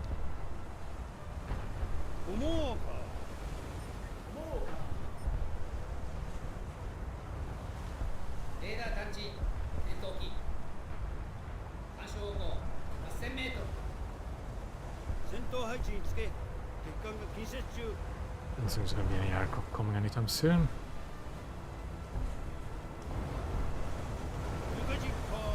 For the time being, we'll just pretend like the rear gun doesn't exist. I see, I spoke too soon. There is an aircraft coming. Okay.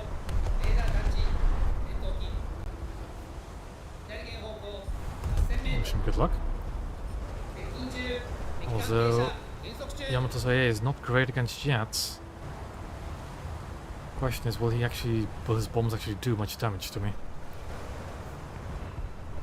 Trying to dodge and weave, but here comes the 25s, hopefully.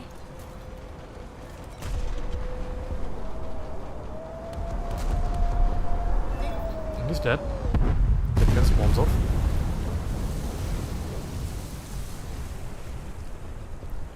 So we're good. Good to continue at least.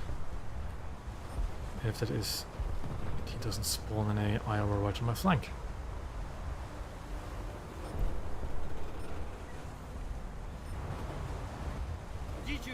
No, he just left. One spawned in Iowa, tried to bomb me, left. Fantastic. Keep the pressure on. Victory is close.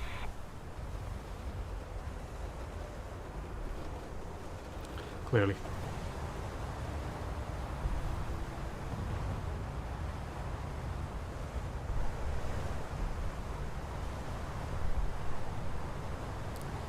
Just aside the range a bit.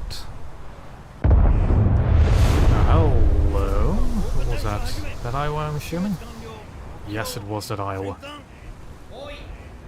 So let's just mark him. Where the hell is he? On the edge of the cap. Roger. Maybe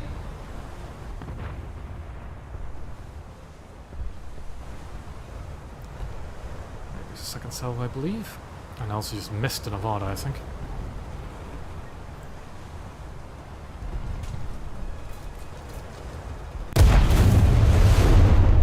Yeah, is it looking good for him? Didn't pan, we're good.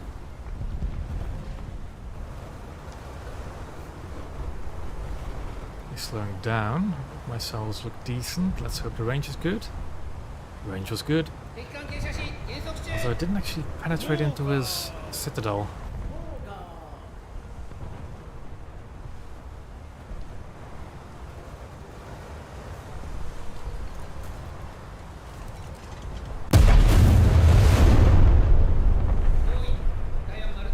We cross our fingers and he misses. Bit forward. We're also a little bit short.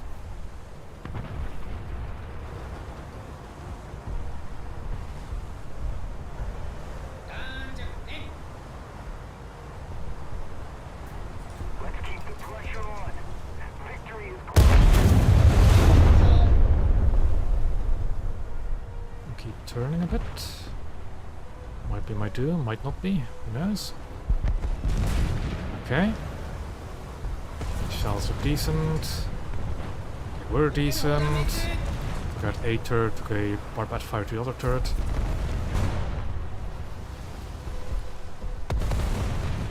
Also turning away from the rest of the enemies.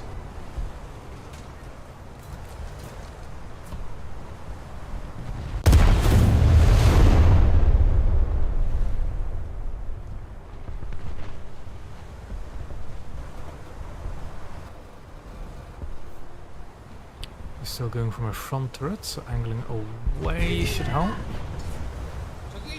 Salvo's a bit high. Just hurt his hull basically. Flooding that needs to be repaired.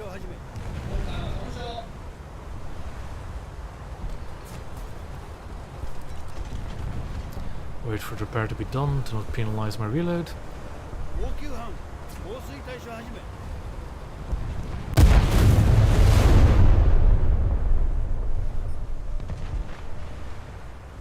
His aim still seems to be our front turrets, I believe. So at this angle we should be fine, or better. Misses, I miss.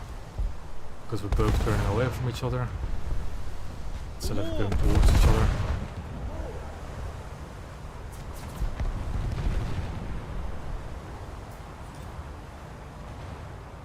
really close to winning this game.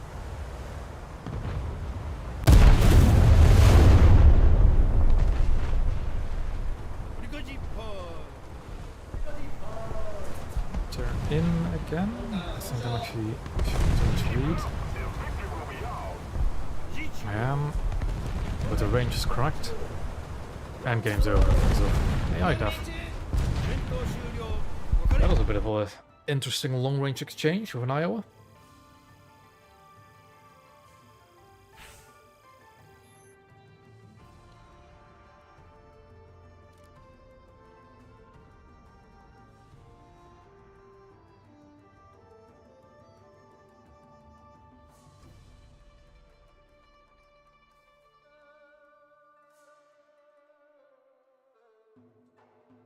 Now let's go for just more mobility upgrades, I think. I'll go propeller replacement and shrapnel protection, maybe. And then afterwards, maybe hydroplane, then engine. And we'll just keep going with Yamato.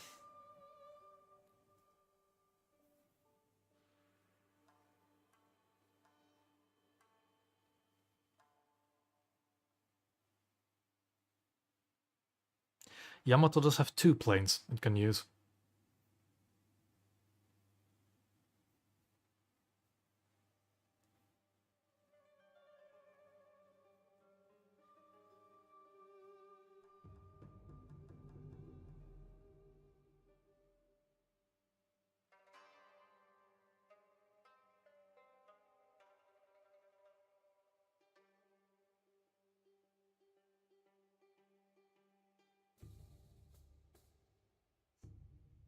I do hope we can avoid getting too many of these open ocean maps, though. It get a bit boring after a while. So what is the speed fully upgraded? So it's 45 now. 47? Almost 48. 52? 51, 52? Should be a considerable upgrade.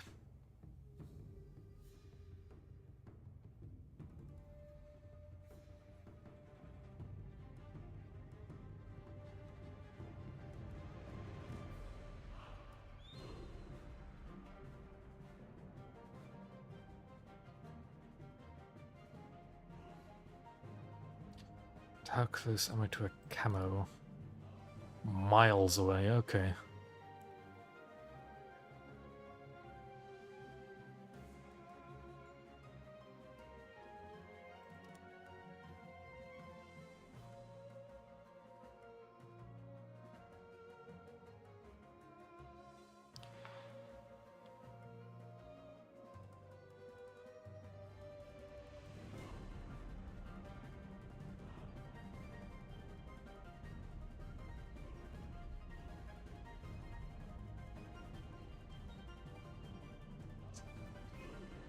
And we wait.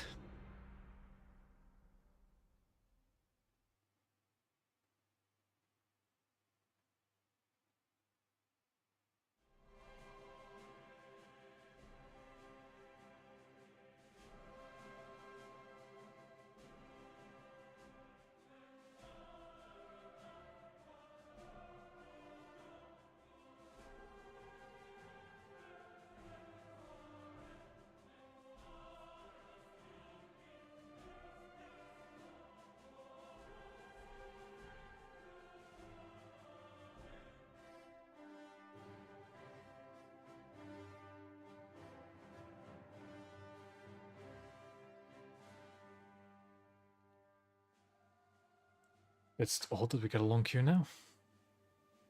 It is really weird, Raf, that, McRaf rather. On day 1, the matchmaker was really, really fast. But what I think happened is that on day 1, everybody got the one ship they wanted, played the ever-loving hell out of the one ship they wanted, and then just stopped. Because I think... I don't think I've said this before, but I do feel this, and that's just... These new battleships aren't really anything new. They are just They're the famous ships, but at the end of the day, it is still battleship gameplay. And whether you like it or not, it is what it is.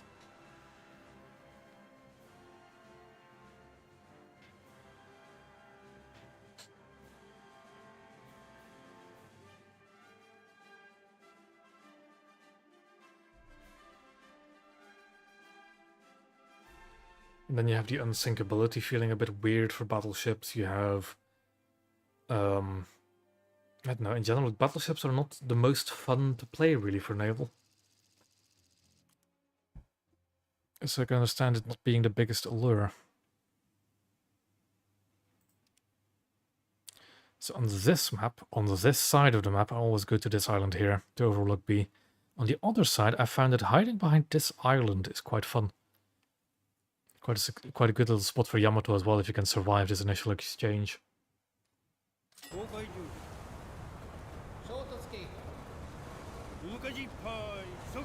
Stories on our team.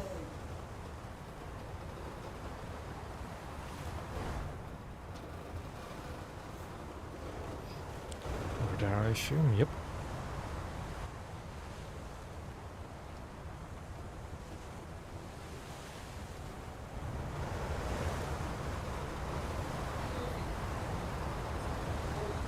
Well, the thing is, right, and this is a feeling I've always had, and I believe it's now actually proven, is if people actually cared about getting this new and shiny, like, pinnacle of battleships, they would have already been playing naval. Because they would have been smart enough to realize, oh, they're going to be top-tier ships, it's going to take me a year to grind them, so I should already be grinding for them. So I never understood the reasoning behind people saying, oh, if they add X, I'll play naval. Like, surely you understand that X is going to be a top-tier ship you're going to have a very difficult time to get to. So just play now so you can get it sooner. And I'm willing to bet that a lot of people that said, oh, hey, look, that ship got added now, let's play naval. I don't think a lot of people actually have done that. The people that have said that.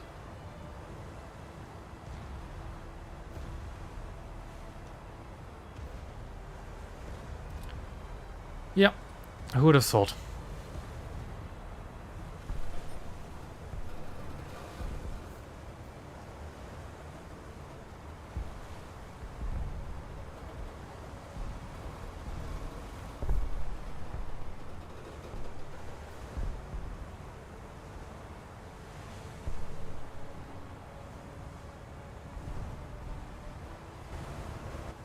Careful, I don't get sniped from somewhere.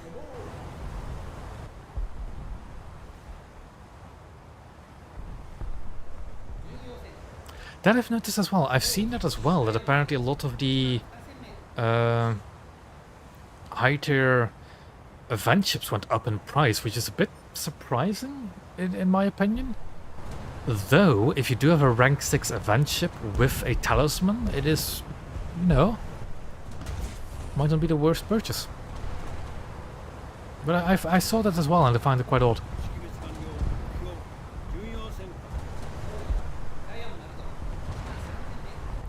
Because hopefully those people realize that event ships are not premiums.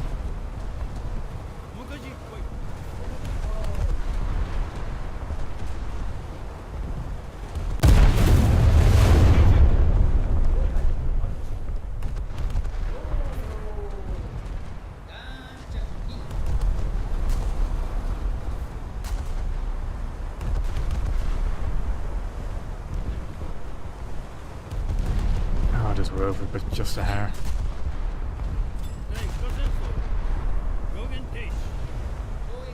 70 is still really expensive for the Strasbourg.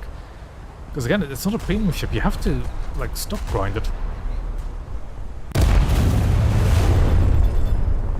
think that's almost like 80 euros for a Strasbourg. Is the same price as a premium, any of these premium rank 6s. Sevastopol or nice now. Also, let's go straight in. I'm gonna switch off my AA. Yeah, it's just wild. It's strange seeing all those prices go up.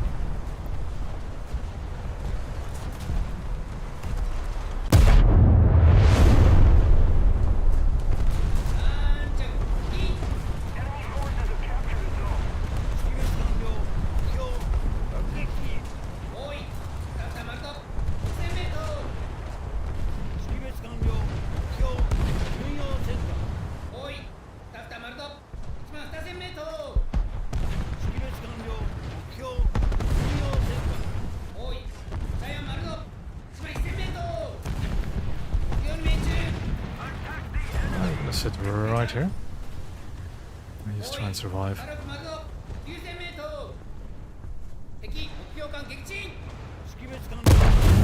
And of course the cruiser got detonated the second I fired. The light forces have captured a zone. Ooh, hostile Yamato sitting stationary. I think I saw the eye roll already open up on him. That's a bad idea, Yamato. You don't want to sit out in the open like that. Okay, there's one fire. Mississippi's 102, really? For Mississippi? Well, I hope I don't have to tell anybody that that's just not worth that money. Because that just really isn't. Ooh, Yamato's on the move again. Will my shells reach before he moves out of the way? I believe they will. I believe that's a detonated Yamato again.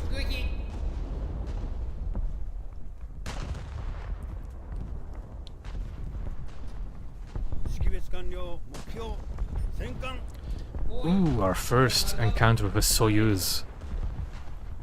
Let's see. I am going to reverse because I do have the feeling that Soyuzes are going to be very competent players. So we're going to back up. Its turrets are looking in my direction, but they're turning past me. And I shot sword. He's shooting somebody else.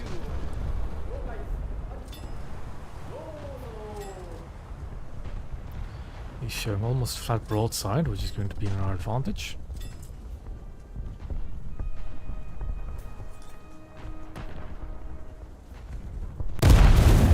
Genuinely, I think this is my first time actually engaging a Soyuz with Yamato. So, let's see what we can do. There goes one shell room.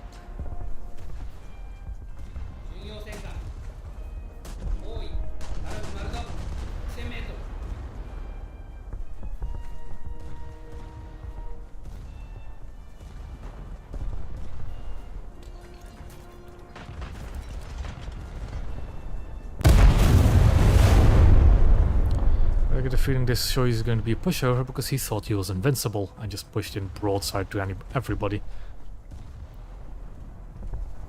He's flooding severely. He only just put a fire out on the Corvette. I don't know, Golden. I'm liking that quite a bit. I, again, haven't really played anything other than the Japanese battleships, but it's fine.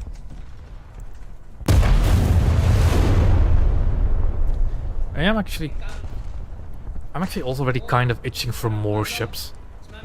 For just more updates, more events, more everything. That wasn't a shell room detonation, sadly.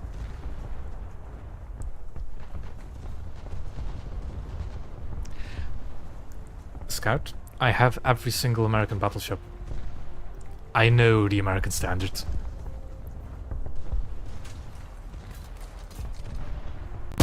Well, I don't have the Iowa yet, obviously, but you know what I mean.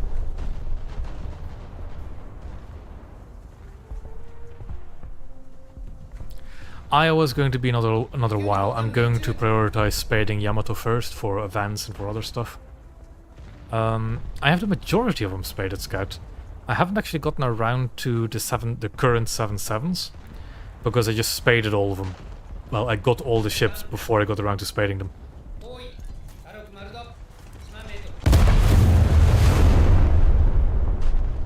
I need to actually look at my American tree again.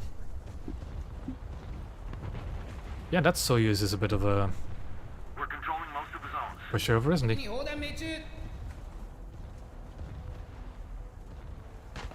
But yeah, next on my list is getting Iowa. That is a Bismarck.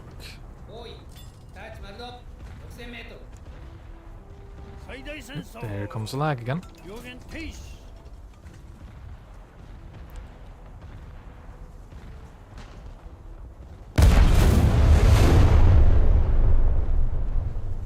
Those look good. And those were good. I have seen 1 or 2 Romas on day 1. And then none at all. Actually, no, I've seen a few later on as well. But yeah, Roma stuff. I think I've actually seen less Richelieus than I have seen Romas.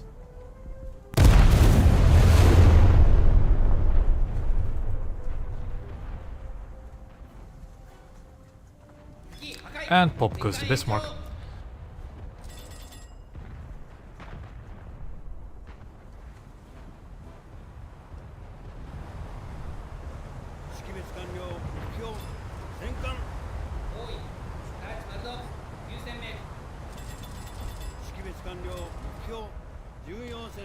Yeah, that Soyuz was a kind of a nothing burger, wasn't it? Almost as if it is not as overpowered as people think it is.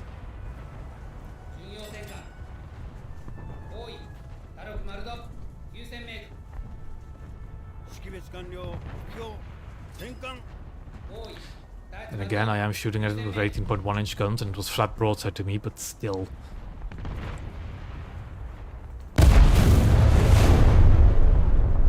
See, my squad mate is getting some reliable detonations on Gneisen's house.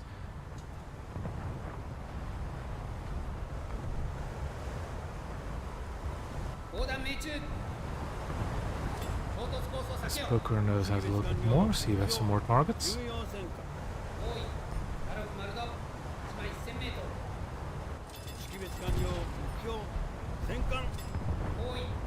Hello there, Soyuz. Stationary.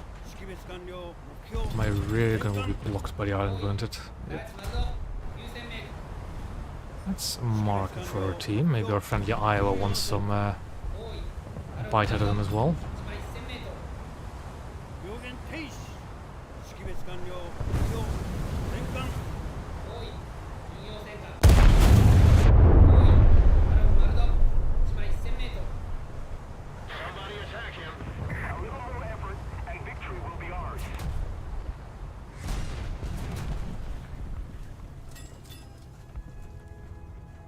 There goes another good turret hit.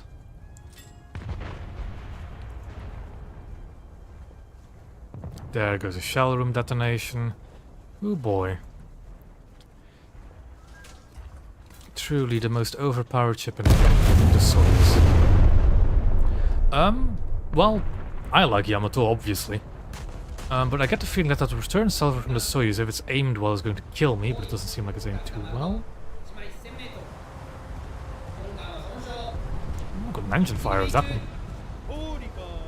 But the one problem is that Yamato does not like getting close range. It will blow up really quickly.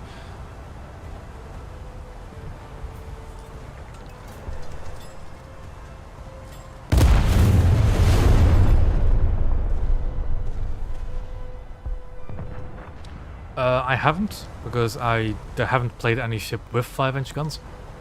I haven't noticed that much of a damage increase with the... well, no, I haven't. The, how do I say this? With Amagi, I have noticed that sometimes I could destroy a segment or finish off a segment with the 140s. It does seem like battleships are a bit more fragile in terms of their hull compartments compared to other ships. But every battleship is like that, so it's just, you know, it's a problem everybody has to deal with.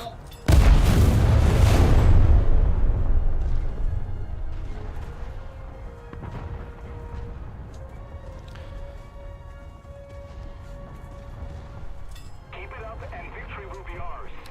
Man, this Soyuz really is such an overpowered ship, isn't it? It's almost as if it's just a peer to the other 8-7.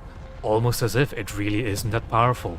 Definitely didn't just detonate 2 shell rooms on it from 10 kilometers away. Definitely am not going to sink it. No, Soyuz is clearly too overpowered. Absolute joke, man. The amount of people I've seen just spouting that Soyuz is broken, it's overpowered, it is impossible to kill. Look at it, man. An absolute joke.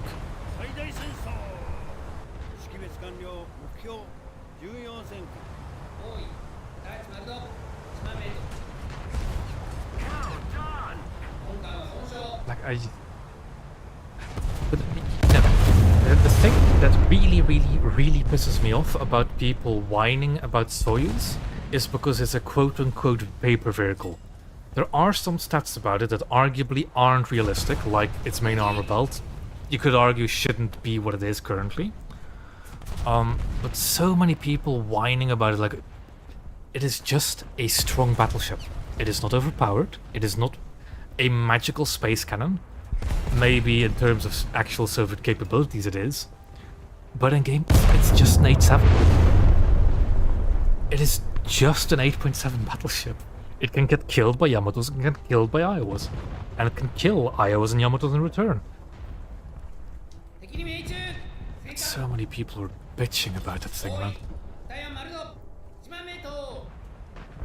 識別完了目標巡洋戦艦おい打力丸ぞ 7000m 今回は損傷表現停止 A little more effort and victory will be I mean, probably not easily because it depends on where you're sitting. Because you do still have to account for your reload disadvantage on Roma. Still, just... 識別完了目標 Oh, that's an actual crunch at this time, isn't it? 打力丸ぞ 10000m Attack the enemy! Is this... Yeah, I don't get the people getting upset at Soyuz just because it's an unfinished ship. It is not the first one. It is probably not going to be the last one. And sure, it is a potent ship, but I just don't get it. I don't get people getting mad about Soyuz's existence. Ever since we know what the ship addition requirements were, and we know that the requirement was basically, oh, if the ship was laid down, we will get it. Everybody should have realized we were going to get Soyuz. Everybody should have realized that it's a pretty good ship. No. No, apparently it only took for its actual addition for people to realize, oh, it's going to be a pretty decent ship. It's... There are some people out there that just do not know what they're talking about. I don't really want to claim that I know what I'm talking about all the time. I've been wrong before, I probably will be wrong again. But there are takes I've seen from some people, man, that are just... It is beyond comprehension. Laid down, so in ship construction terms, that means it started construction. Laid down means that the keel was laid down, the keel being obviously the bottommost part of the ship, basically the spine of the ship. So when construction starts on the keel, that usually means the plans for the ships are finalized. This is how the ship is going to be built. Usually. There have been exceptions. There have been ships where they get changed during construction with minor improvements and minor changes. But usually, if a ship gets laid down, when the keel gets laid down, when the keel starts construction, it means that that final design is what the ship is going to look like.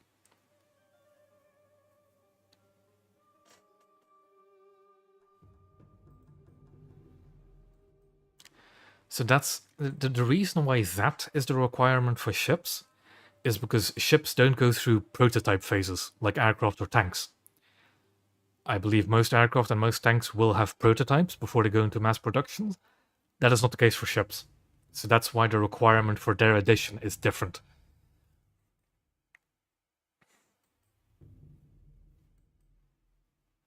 Yeah, there is no such thing as a... Well, I shouldn't say that.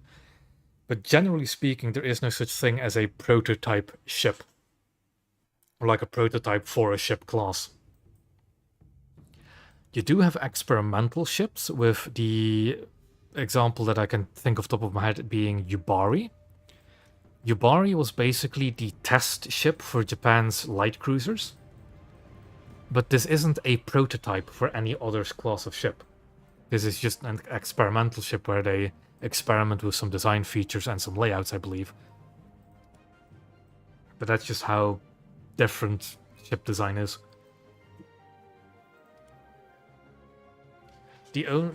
Some of the more questionable takes about the Soyuz is that it got partially constructed, but it was never launched, so the hull was never watertight.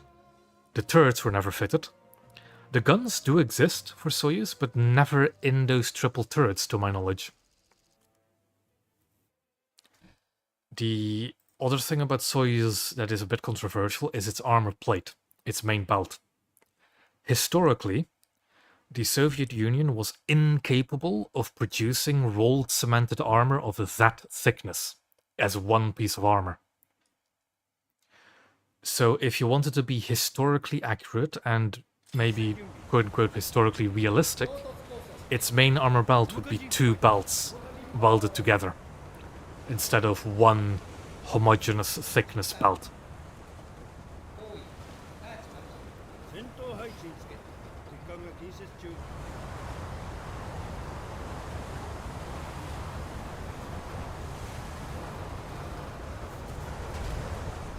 Who do you have to our left? Some more Yamatos, and that guy was in the last match as well.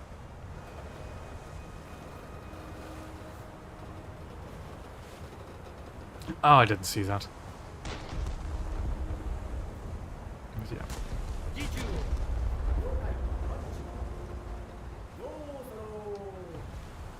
Yeah, that's also the thing. Every single ship is a unique like creation and a unique machine. So yeah, it just has different requirements for their edition.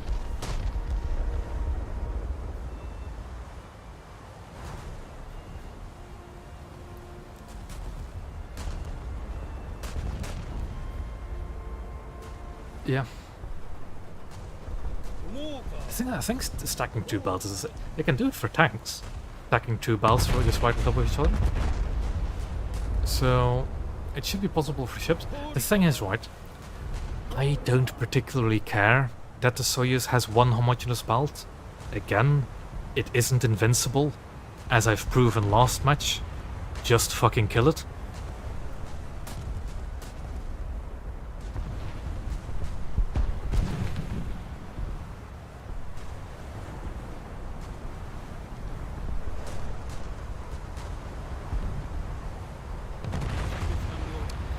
What I believe has happened though is that there's a lot of people who think that their ship is best, that their favorite nation's top battleship should be the best in game, and that's just not how it is. That's not how this game works.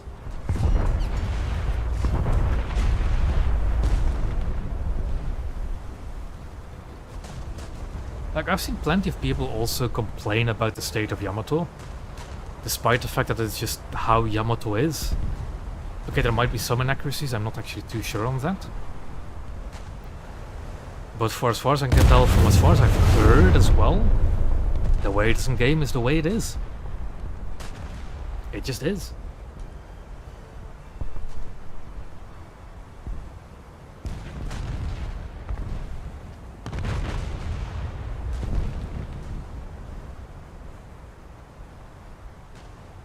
All ships sit a bit too high. That's genuinely all ships sit too high. So, meh. Over still, okay, I thought it was under shooting that Soyuz.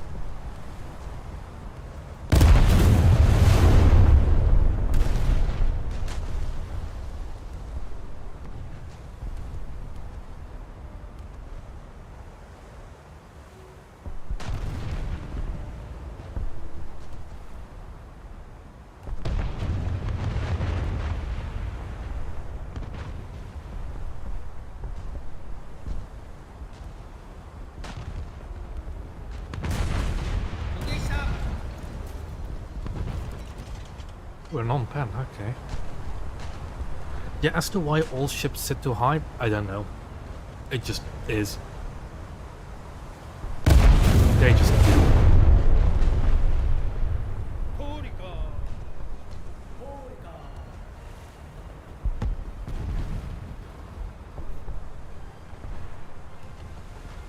I think in battle they sit a bit too high as well still. I don't know. Like, I don't want to sound a bit too disrespectful to history, but at some point you just have to dissociate the historical aspect of these ships and realize that this is a video game. It is a game. Either you play by the game's rules and you adapt to them, or you suffer. And I usually choose the first option.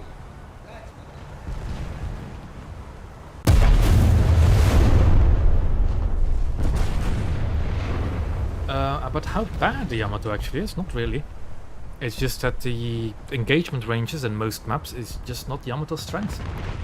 At long range, 10 kilometers and above, Yamato can do pretty well.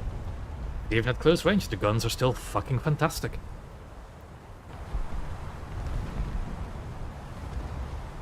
As I missed that Soyuz by shooting short. My aim is just atrocious today. Especially at long range, I'm not practiced for this. But neither is the enemy apparently.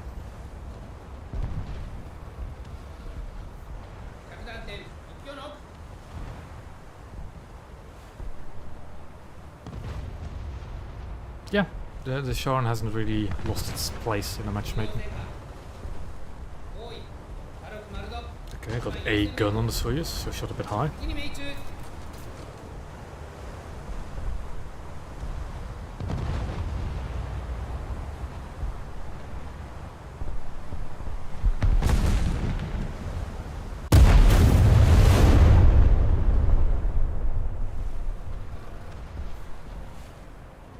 I'm going to take the long route around.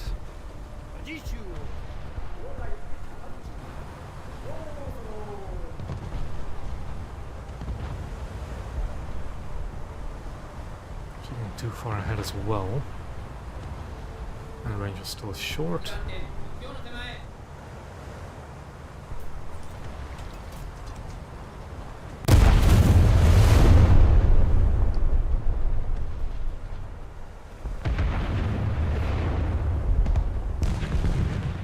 Somebody set a fire that Soyuz's turret.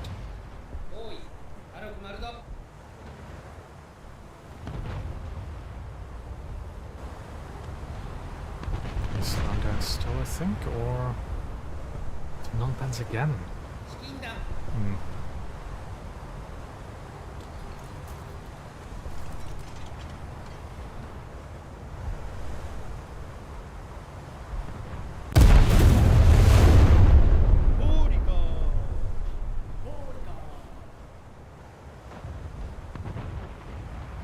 At this range, 15 kilometers, let's see. At probably 30-degree impact angle for some... I'd say about 400-ish. I don't actually know what the impact angle is at that range. But probably 400-ish. Yeah.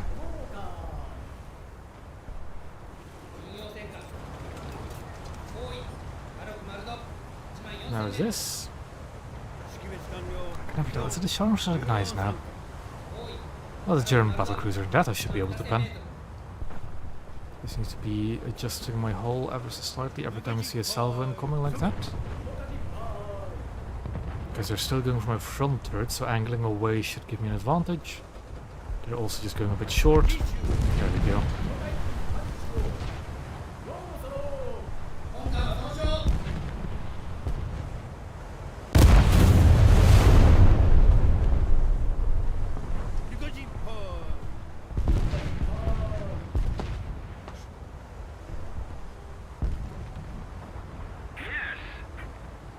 That's... yeah. That's something I will agree with this random teammate. Yes.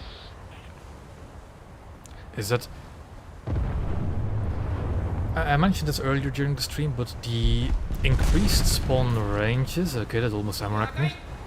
Okay, got the guys now, lovely. The increased spawn ranges are fantastic for this BR range.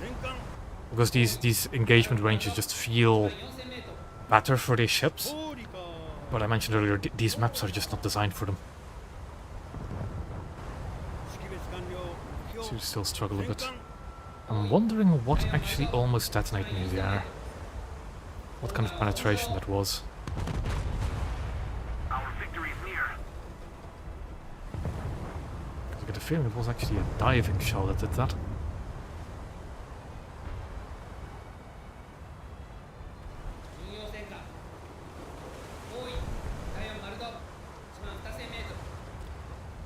behind me, just almost catching up to me. 高級班 Let's repair the main rangefinder.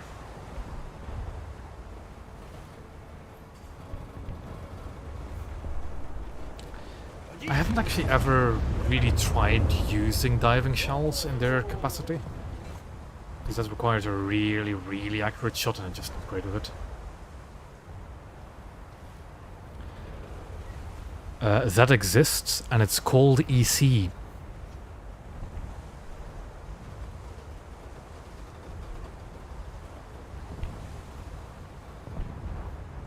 Although it doesn't have the different spawn ranges for different types of ships. I'm telling you, if you want to... The ship classes, no, not classes, the ship types do not deserve to fight each other. Not on a flat plane.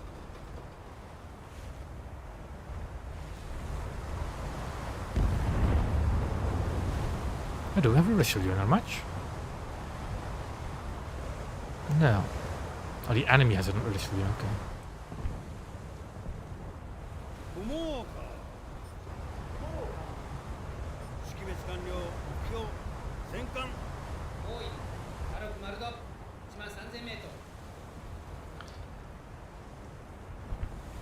I get a feeling I'm gonna get stuck in this coastal area up here, but find out.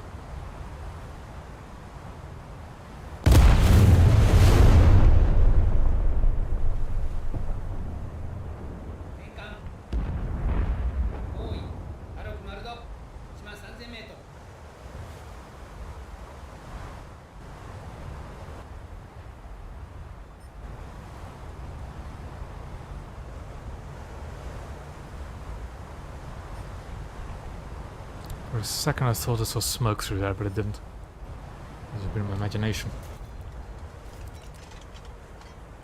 I don't actually know.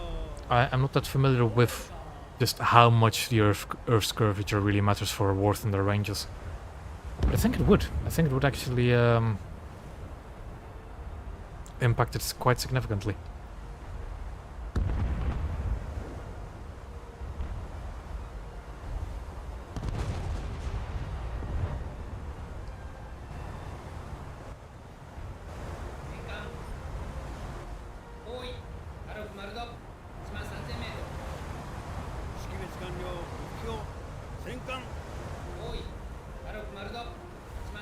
Minutes have already passed, and we only went from here to here. That is half the match time.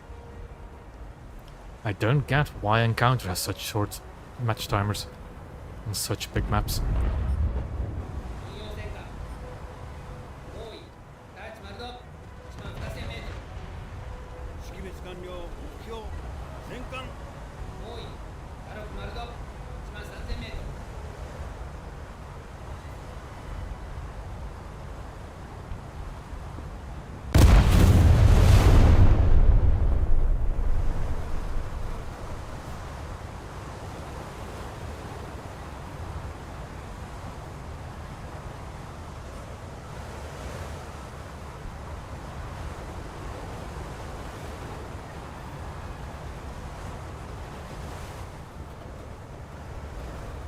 I missed salvo.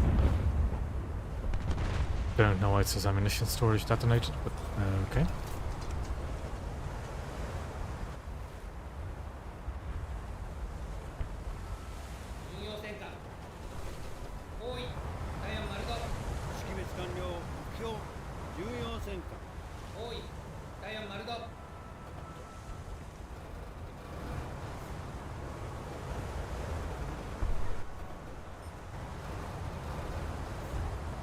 To shoot at 16-kilometer range, I'm not good with this kind of shots.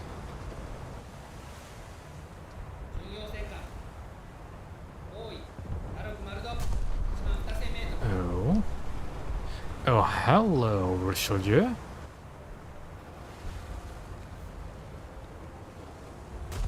I've been from the naval side of things, and I haven't really been playing anything other than Japanese battleships. It's alright. I've been enjoying myself. Been enjoying the Yamato.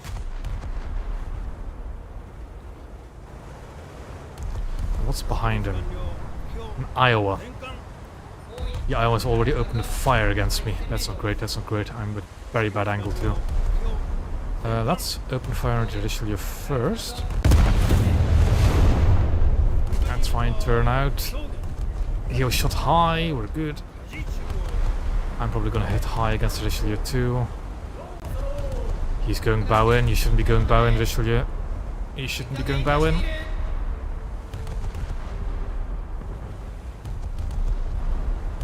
Unless my turret is rotated the wrong way. Oh, it seems a shell room detonate on the Richelieu.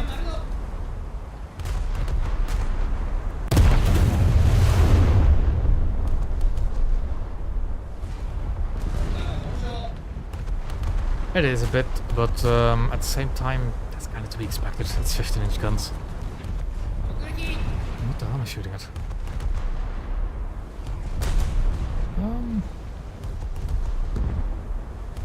Well, the thing is, if there's a 30-meter drop, I think you'll hide most of the hull of most ships. Those kind of ranges. There's also goddamn Gneiss now over there. How many of their ships went around?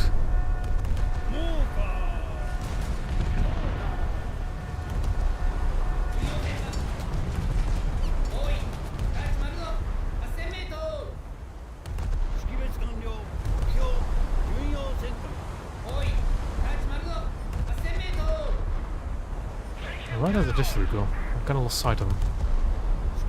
The Richelieu in Iowa, and I kind of don't like losing sight of those two battleships. I don't know. I think all the disappointment comes from people thinking it was going to be an invincible wonder weapon, which it just isn't.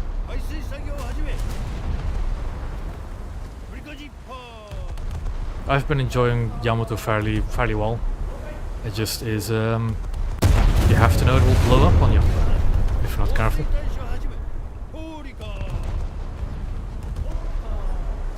Again, where the hell did the Richelieu go?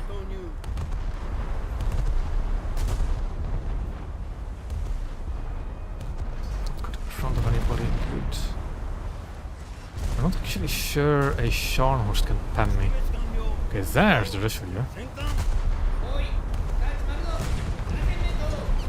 But that is not a Scharnhorst, that's like a Gneiss now. That thing can pen me.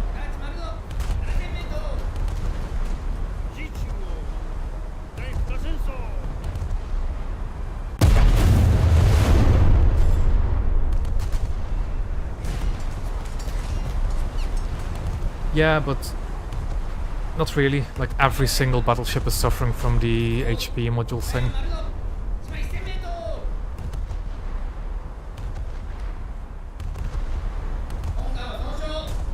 Okay, that's the side climbing Dornier 17.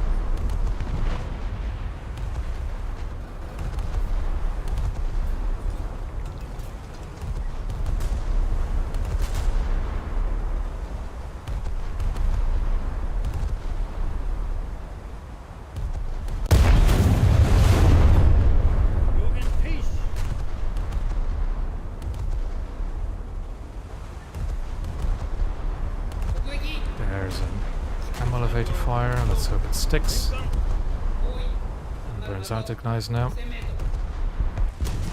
And there it goes. Now that is a secondary detonation. I'm sure of it. Because that shell did not hit my main magazine. That was 19 minutes in. We're going to inspect it in the post-battle hit analysis. Because I'm certain that was my secondary magazine going off there. Killing me in one shot. Because that's been a bug that people have been mentioning, and I've never really gotten a good, like, proper, look at that. But yeah. The thing is, there's more than enough space between the 155 and the 460 to not, you know, chain reaction. There is definitely enough space for that to not happen. Especially since that there's no shell room there. That shell room is empty, And there's still a 50mm bulkhead between this Barbat shell room and that and all this space.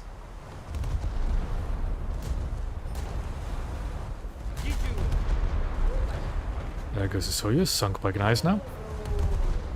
OP ship, by the way.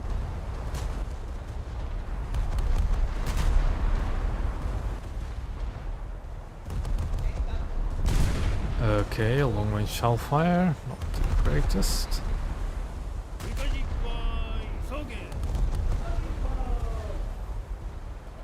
No, again, that shell storage should not be enough explosive power to detonate the entire ship. It shouldn't. But for some reason it is.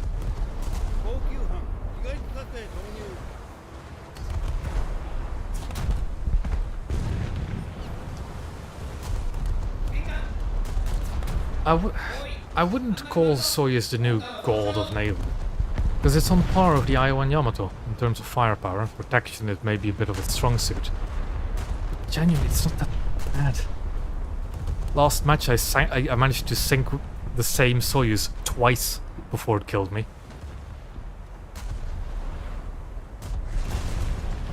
No. 60 kilograms of TNT definitely isn't.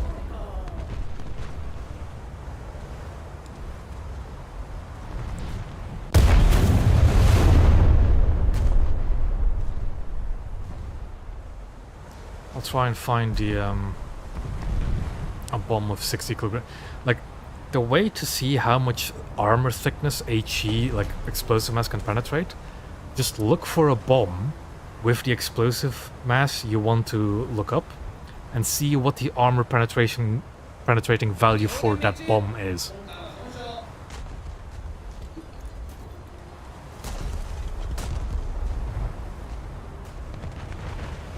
Because 60 kilograms will definitely not penetrate 150.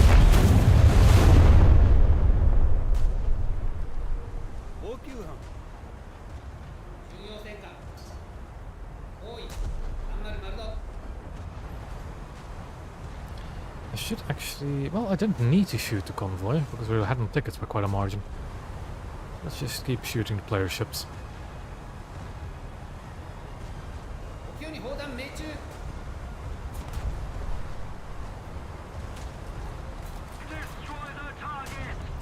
I'll have to look up what the HE penetration is.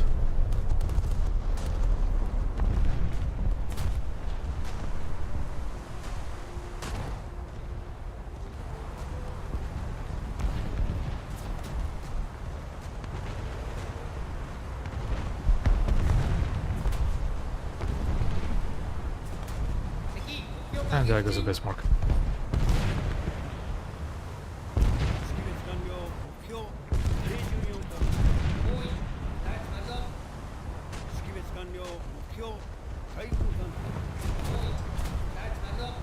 There's a... It's not a Soyuz, but it is a Kronstadt. It seems to be looking at me.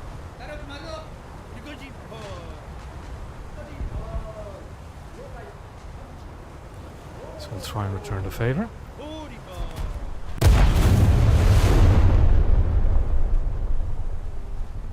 Yeah. But again, look at the distance. And this 50mm Barbat around the shell room for the ammo elevator is not the only thing in the way of that detonation. At least I hope it isn't.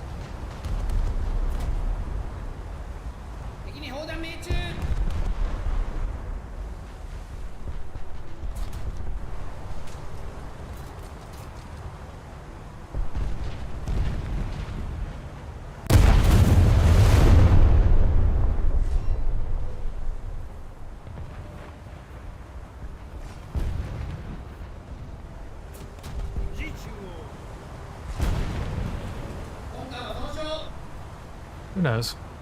Don't think I ever will actually, that particular door though. Ooh, good hit, but I didn't actually get a magazine detonation. And I still got him. Lovely.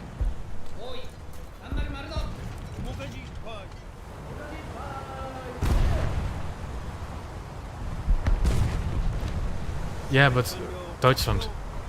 Gaijin specifically mentioned that his camos were for possible cinematics and like other internal stuff. Just because they got camos doesn't mean they're actually going to do anything with them. There we go, game over.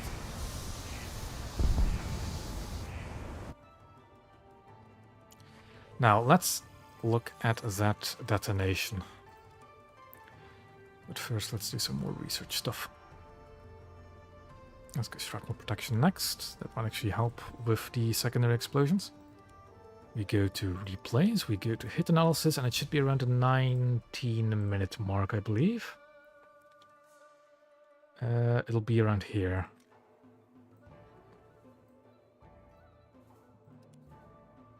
Look. So that shot killed me. Ah, I see.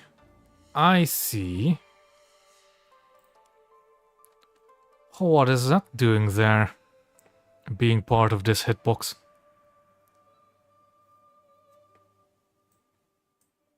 Because that might just explode right into it.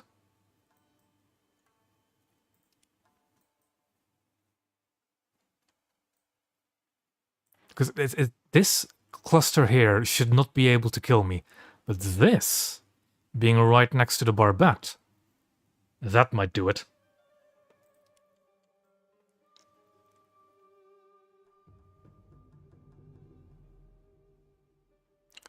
Well, isn't that a bitch? The annoying part, though, is that usually when you get killed by a detonation, it'll give you like little blast effect. But it's not doing that for this, is it? But that is definitely the shot that killed me. So we are going to save that as secondary ammo chain react on Yamato. There we go. And I think I will rename it as well as chain react, so I can keep track of that. There we go. More we learn.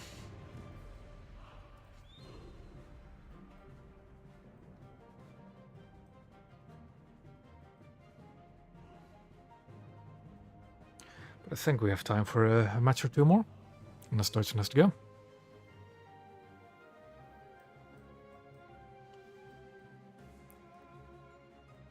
I can, but I don't want to. The Kika is better.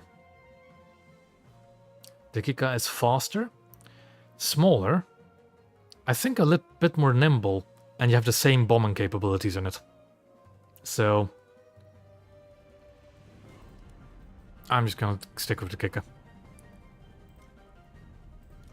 I think you have the same bombing capabilities with it. I think you don't get the AP bomb that I believe the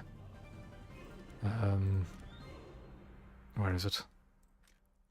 I believe the R2s get an AP bomb. Yeah, they get an AP bomb, but who really cares? You still have to dive bomb it without a bomb sight. They're larger, they're slower. Just meh. I'll stick with the HE bomb and the Kika.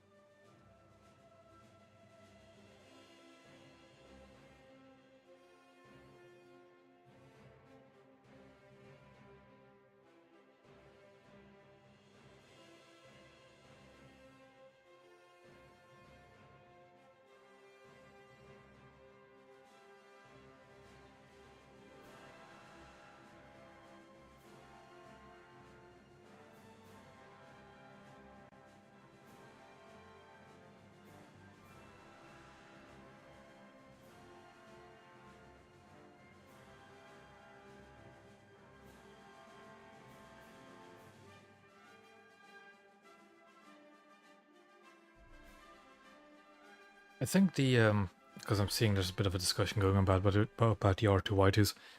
I'm not that well read up on them, but I believe the V1 only ever existed as a prop plane. So I believe they were planned to have jet engines at some point, but it never got to that stage. Or something like that.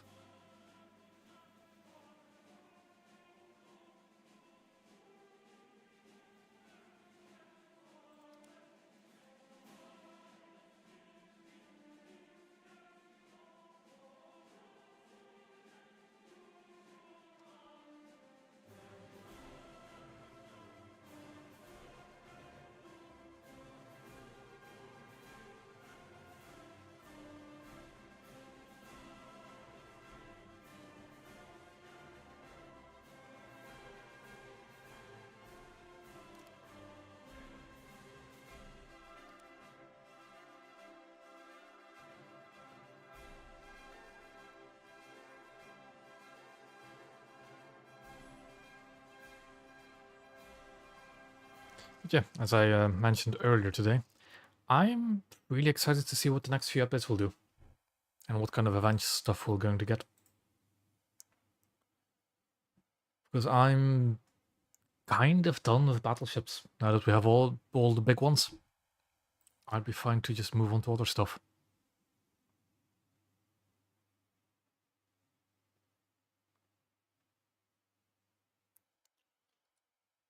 Okay.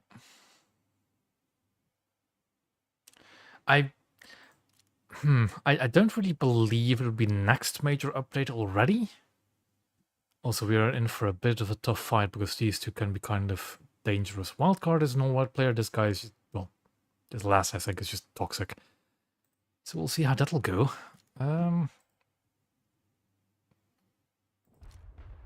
Just kind of want to hold off until more people spawn because I want to spawn in the middle. I'll just draw attention immediately. At some point we do have to spawn, so let's just spawn. And of course there is Soyuz. Destroy the target. They're not looking at me, but I'm gonna kill him.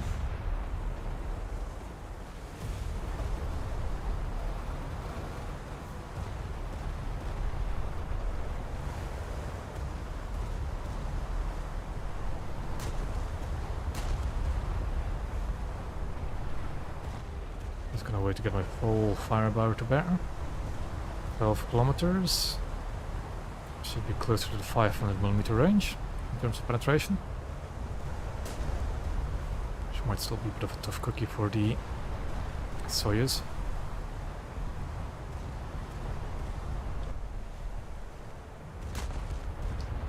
Hope I don't get sniped from somewhere else.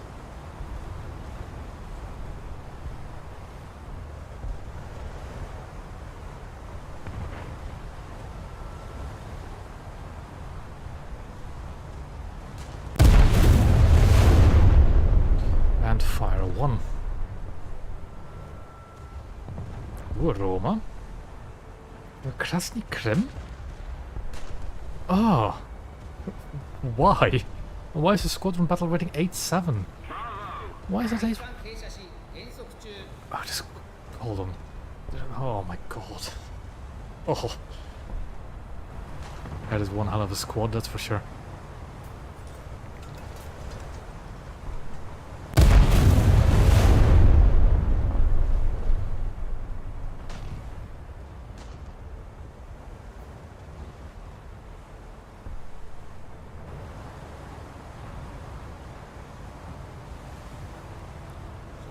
Okay, some gun damage, but no pens.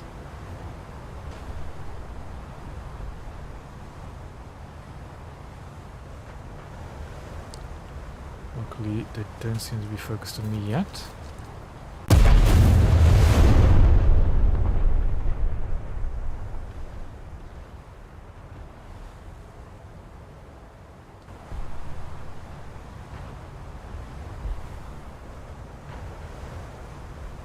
Third fire, that's great. Still not looking at me. That's even better. Commencing attack.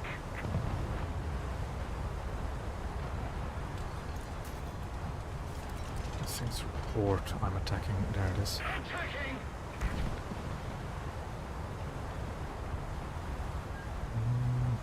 I'll try and get the super fighting turret out of there as well. Roma just... That's the thing. The Roma has a terrible reload rate, but the guns on it are great. Well, in terms of penetration at least. More damage, but no real pens.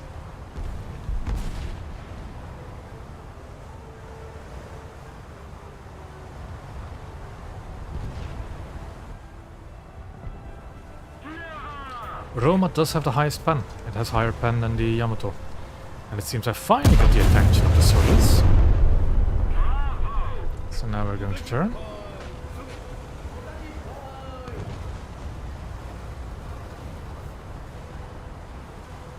Okay, those were hits were high, only hit the turret.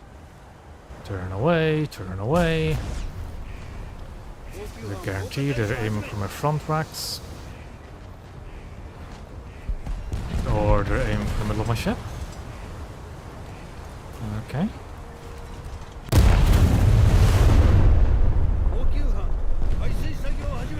He's almost sunk. He's got to saturate the hull now, really. And there we go, shell room detonation. That's the stuff we like to see.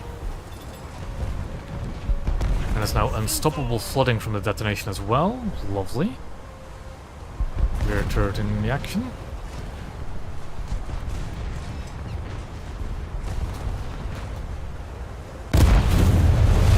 Those were angled away, so those shells shouldn't kill me.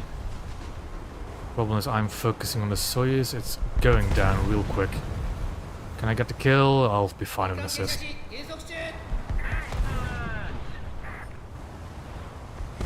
What do we have out here? Lots and lots of stuff. A Bismarck.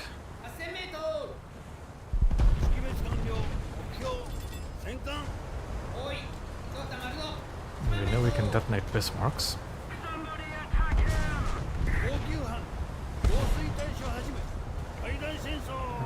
We want to aim almost 2 ahead, basically. So 2 ahead, aim a bit low.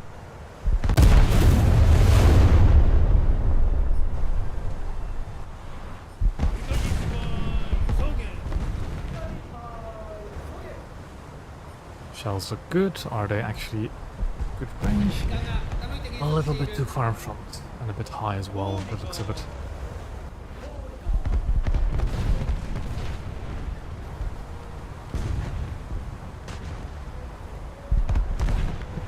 That enemy Iowa seems to be pushing out of the cap.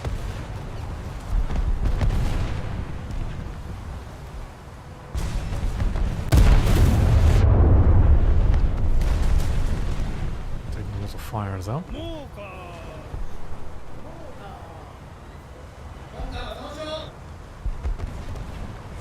And pop goes to Bismarck. And that guy's now apparently.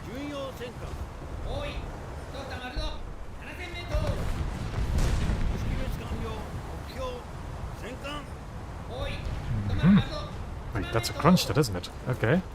If you want to shoot back with a crunch shot, I'll shoot back with my Yamato.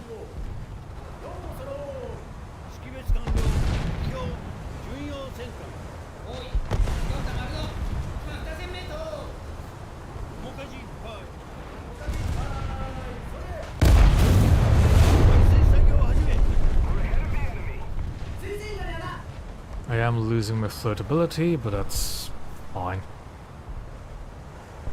Oh, shells are looking decent, but they're turning in as they should. That's just a near miss.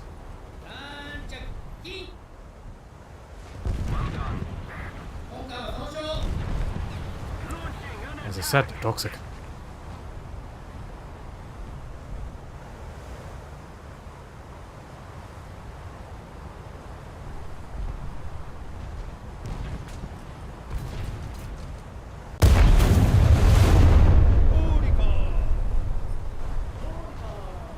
Look around to see there's better targets, but No, I'm going to amuse myself with shooting at a crunch shot. Shells look decent. And they were decent, a bit high. Shatter on most of the turrets.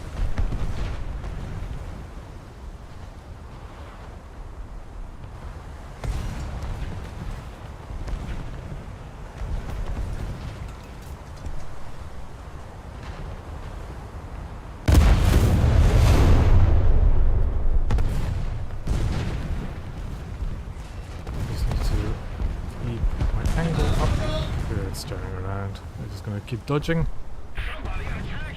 So let's just swap targets. Ooh, what is that? Was it a massive detonation on all your turrets? Ah, great. I do like the fact you can actually just see those detonations from really far away now. Look at that.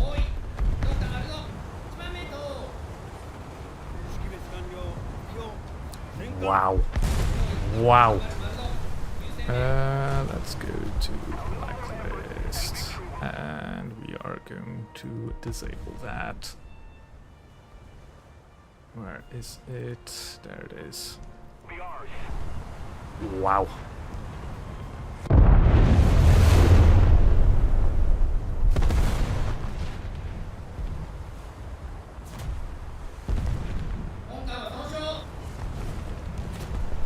And there we go.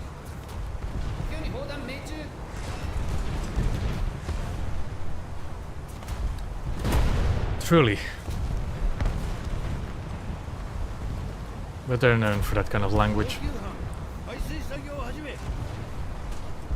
Sadly, their reputation precedes them.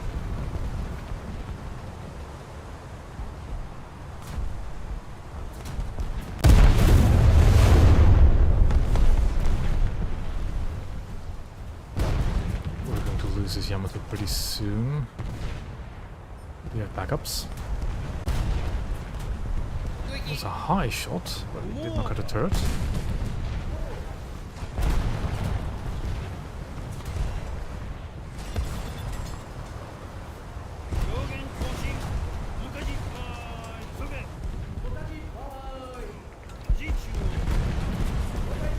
Oh look who got their backup Soyuz.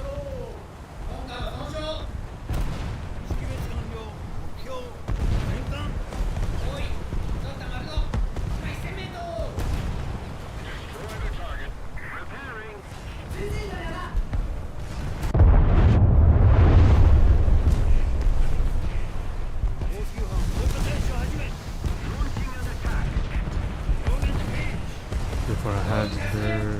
yeah, my aim's off.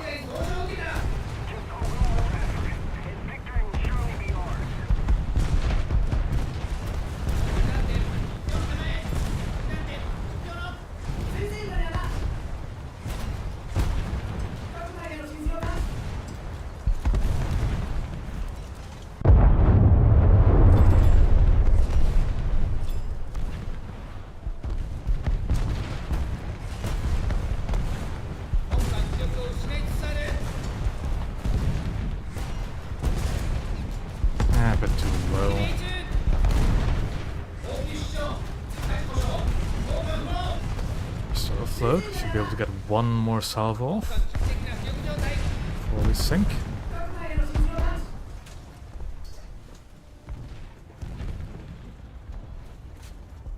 Let's get some accurate range in. Our bow completely awash.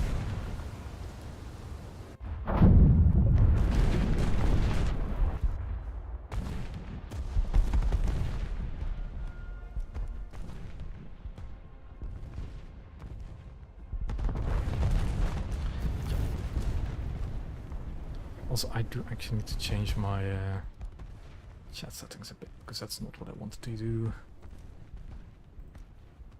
Just, let's do team and squad. There we go. And we'll center spawn again. That's fine.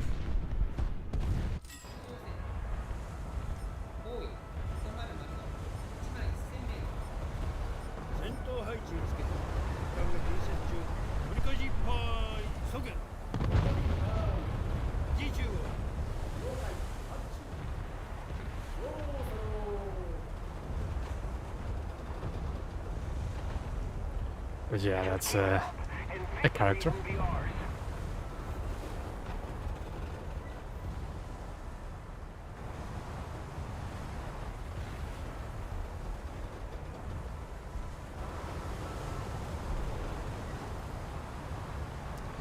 I mean, so have I, to be perfectly honest.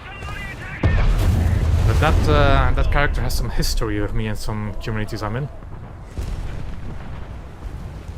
And a bit too much of one to really get into on stream.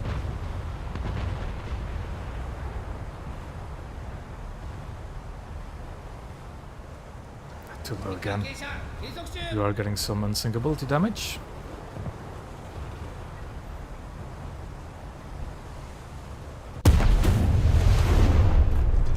They're opening up against me, so I should turn away a bit. 本艦は損傷 And ooh, that's dangerous. Firing over bat. を始め Losing the turret is also not great. I'd rather have more firepower. 弾着遠距離 Alrighty. See you around next time, I guess.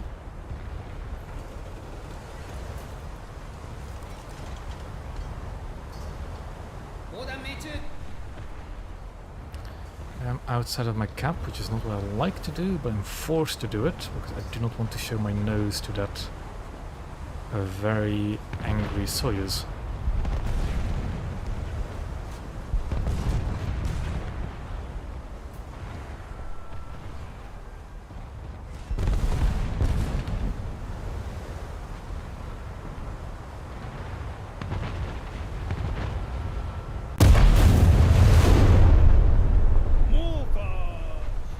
Somebody attack him.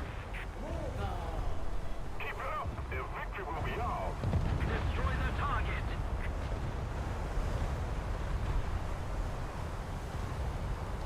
That's a good hit. And there goes the detonation. Actually, what's the secondary detonation again? I don't think it was this time around.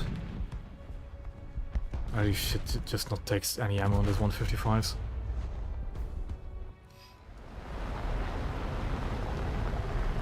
Let's see if we can do something funny now.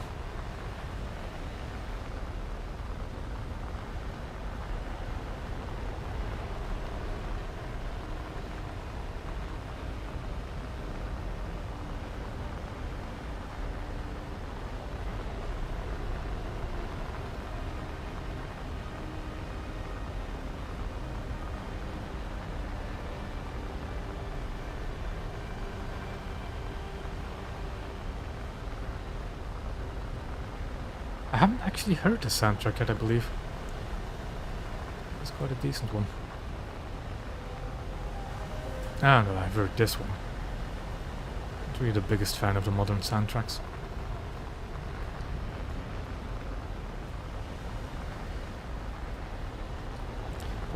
Oh, we do have a runway, okay.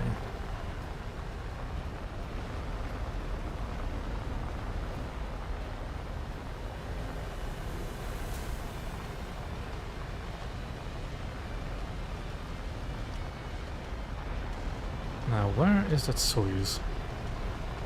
My suspicion is that is the Soyuz right there. I'm not entirely sure. That is the Soyuz, understood.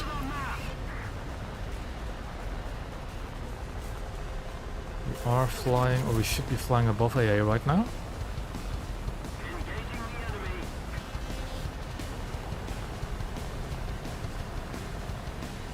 That Soyuz should be pretty low on unsinkability, and that's kind of an attractive target right there all alone.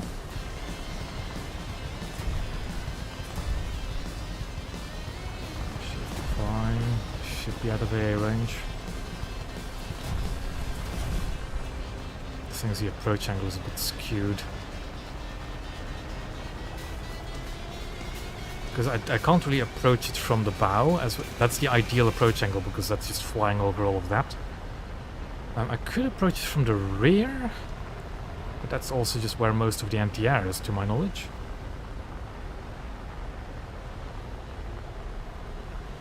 We'll see what we can do.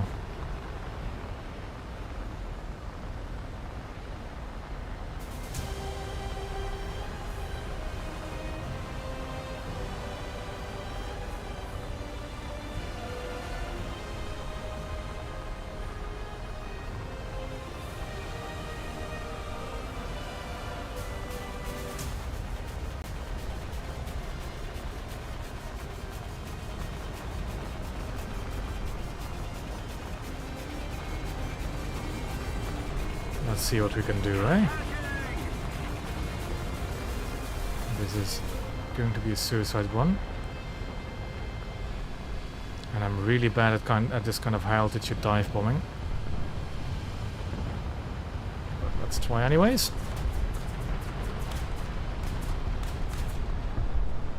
That's an Iowa behind it, isn't it? I was way ahead of him, okay. I missed.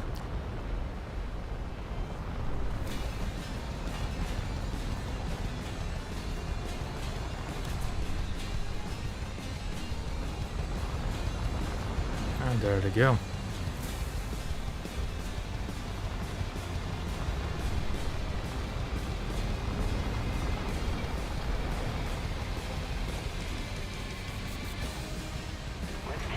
I've got unblocked and I cannot see the enemy team chat at the moment. But if you do want to screenshot and just DM it to me, Deutschland, that's fine. I just don't want to see it on stream.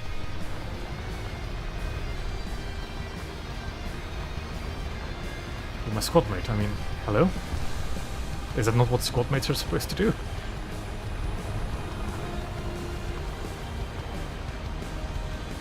Also, like, at some point you do have to realize that if you're in the most dangerous ship, you should be getting targeted. That is how that works.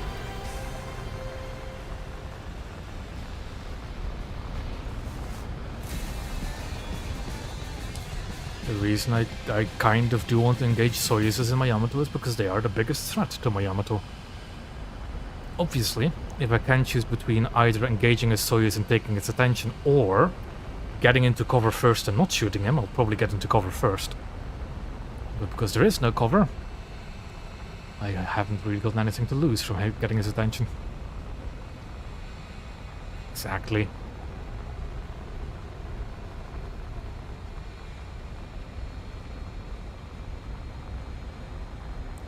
This jet does not like slowing down.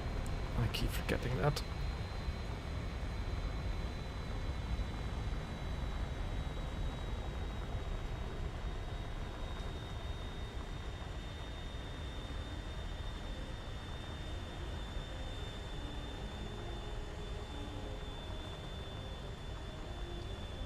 I like the Kika. It's a fun jet for Japan. Although I have been considering removing one of the guns to save some weight, because I only really use it as a dive bomber now in naval. So I probably should just get rid of one of the guns.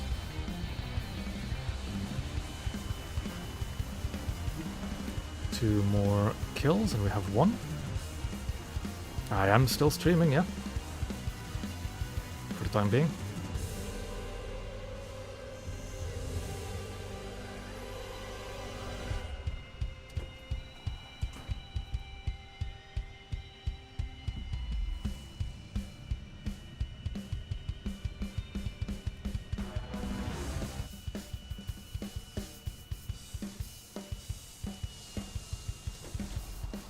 Right, this thing got boosters. I keep forgetting that. Oh, but I'm not going to be able to use them because the match's over. Quick, ignite them.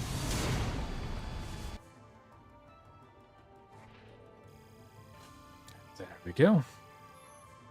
Another upgrade unlocked. And now let's get some engine maintenance to get our speed up. And on Kika, let's remove that.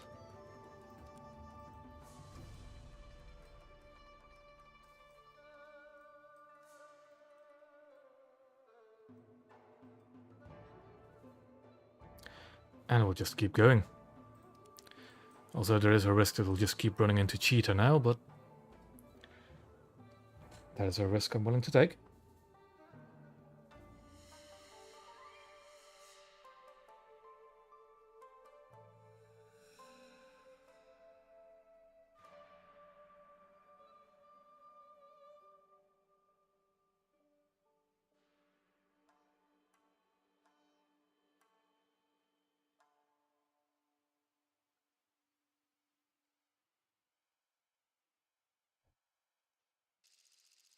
And it's another conquest map. Great.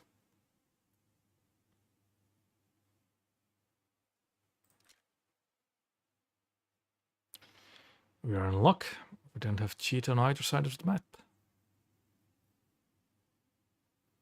A few squads though. Well, we've seen this guy before. He's in Iowa.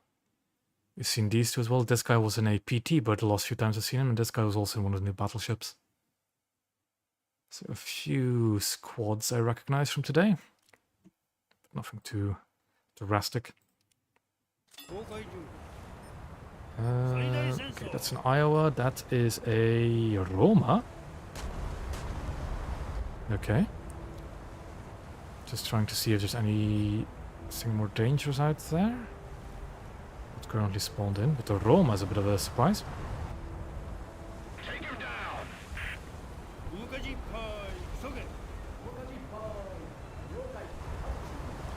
If the Iowa keeps bow on like that, that would be a perfect target for me to shoot at. Because I think I can just go clean through his nose.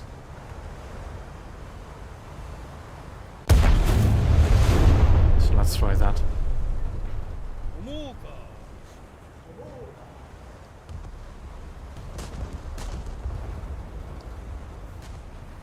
And the Roma immediately got detonated. Wow. That feels sad.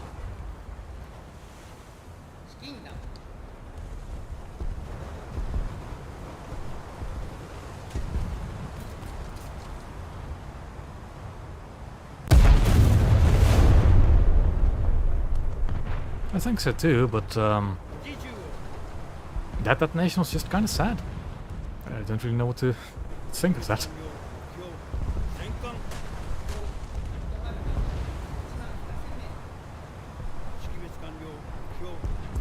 Too high. But it did splash the rear turret at least.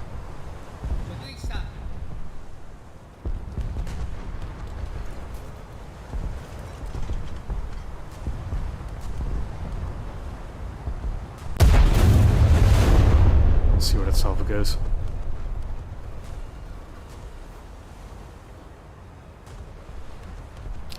Yeah.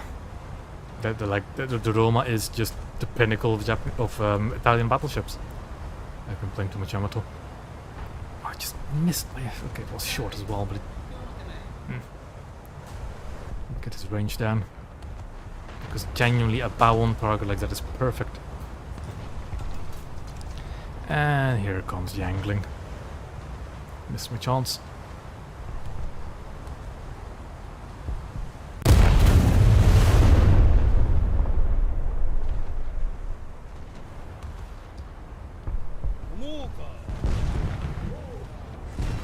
Hello, people shooting on the flank. Who is it? It was just an AI, okay.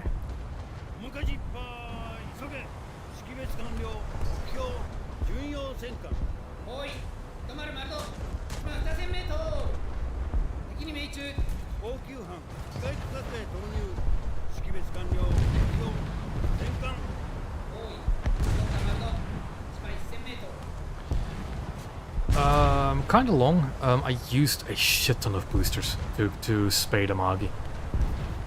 Me and a friend basically stopped taking the rewards from the battle pass until the update came out.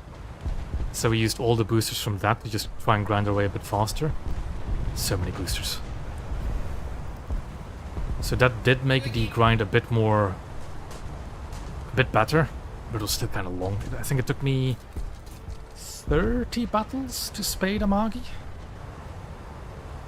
And then like 5 or 6 more just playing Kirishima. Fun is one way to describe it. I think it's just... I got used to it after a while. I think Amagi is a bit difficult to play though. It's because it's a battle cruiser, it doesn't have a lot of armor. It's just... oh. Just not great. It's definitely a ship where you have to play around. Well, to be perfectly honest, playing Amagi did actually prepare me fairly well for Yamato. Because it's a vulnerable ship with really good guns.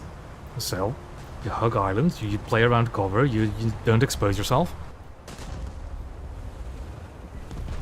that's just what Yamato is now. Also, I need to do that. Get rid of that weakness. 完了目標戦艦 On my next spawn at least.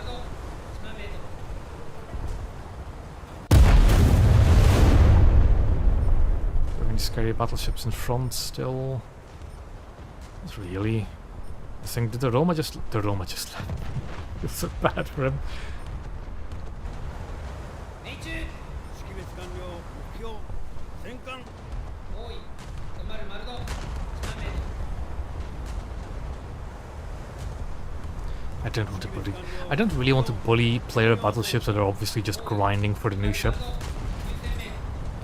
So it's, ooh, is it a Vanguard? That is a Vanguard. Vanguard looks cool. Oh, but is it that Vanguard that's just pointing off to nowhere again? That we saw all the way at the beginning of the stream. I think it is. Hold on. That's why I identified the name. Because where on earth are his guns pointing?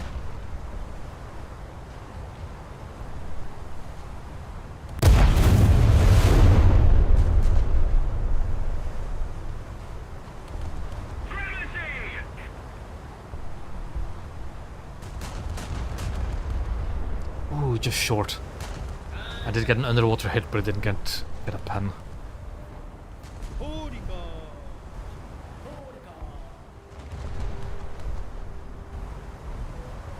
I mean, to be perfectly honest, I would enjoy the Vanguard as well. It's a very cool looking ship. I don't think it's particularly good, but it's a very cool looking ship. And it is also an 8.0, so you do get somewhat decent matchmaking with it.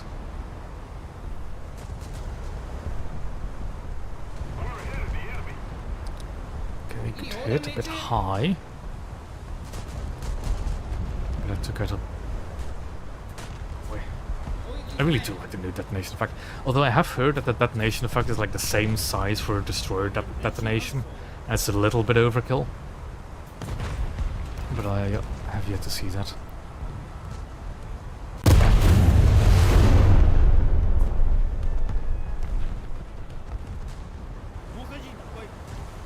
There goes the detonation on the Vanguard.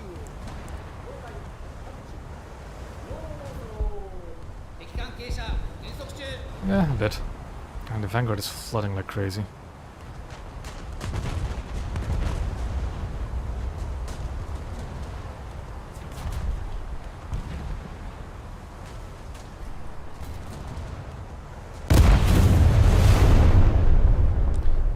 I think... Okay, that wasn't in Iowa. I saw that silhouette in the distance. I thought, is an Iowa just racing across? No, it's just not organized now. 直撃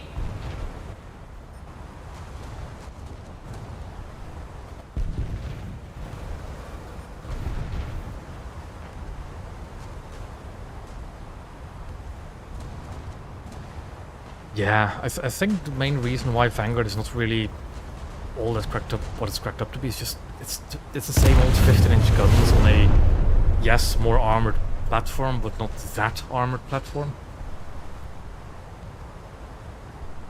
So it's just a bit sad. 目標に命中思う Yeah, basically. 最大戦争 It's the same firepower you're used to for the Britain, but just on a different hull. 弾着ね Let's keep the pressure on.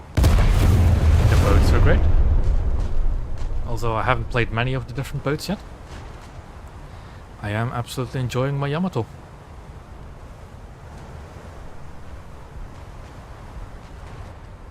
Okay, some interesting non-pens. 表現更新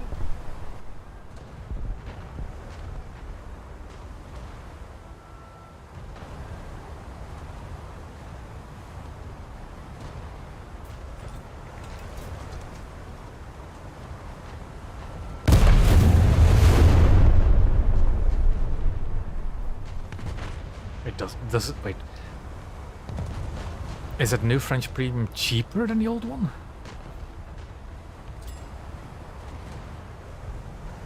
I need to look at that.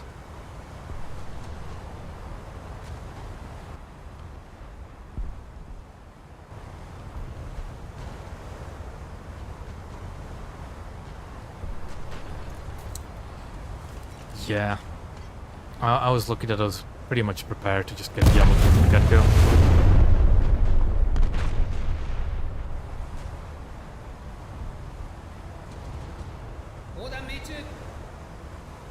Okay, hit a bit high. So all the shells just went above the magazines. But I don't know, we should be sinking.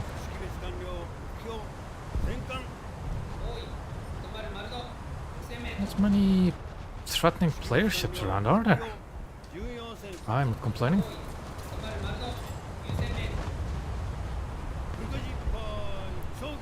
Magazine will be 2 dots, dashes forward, whatever they are.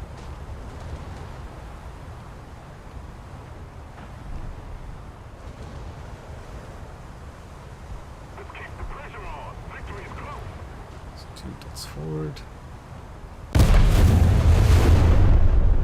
And let's see where that goes.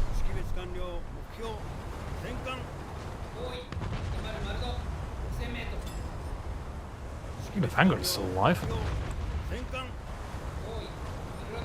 Says the crunch that after I missed it.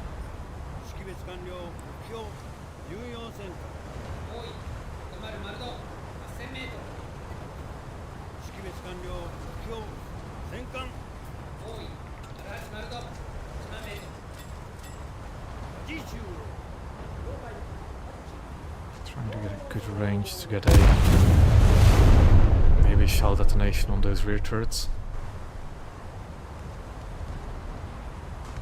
Or some kind of just critical damage.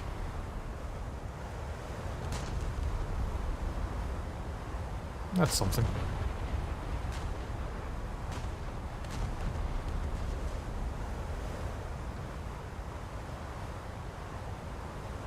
I am actually almost running out of shells. So that's going to be interesting when that happens. But I do still have quite a few salvos left.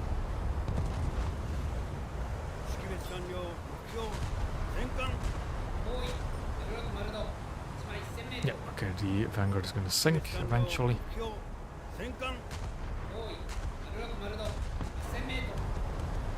And let's prepare a salvo for this Tennessee. Straight through the nose. Should be doable. Got the kill on the Vanguard. Lovely.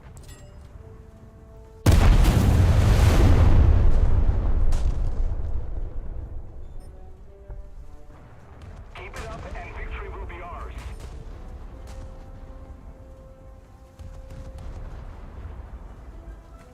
Too low.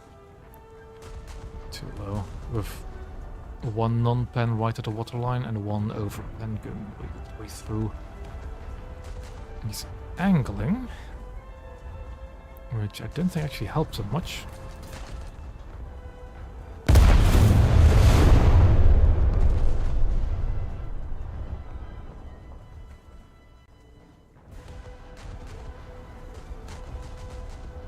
Shells look decent, maybe a bit too far behind. They were. But there goes all of his fuel tanks.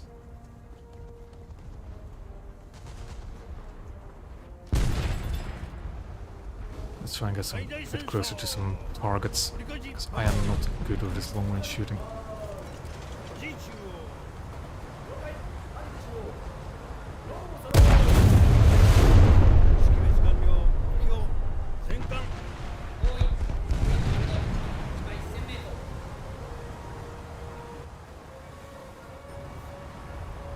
What targets do we have? Not an awful lot. What kind of damage did I do to Tennessee? A lot of damage, okay, good.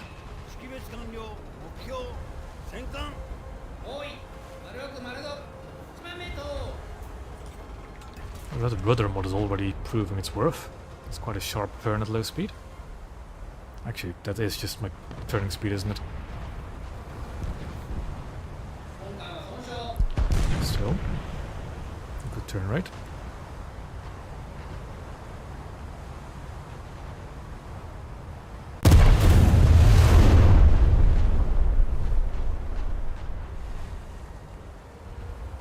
Let's keep the pressure on. Victory is close. Shells are looking decent. bit high, 砲弾命中 as usual.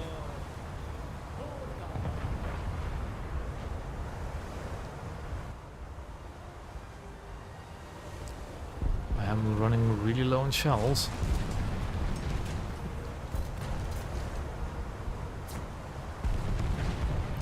So let's try and be a bit more careful with my shot placement.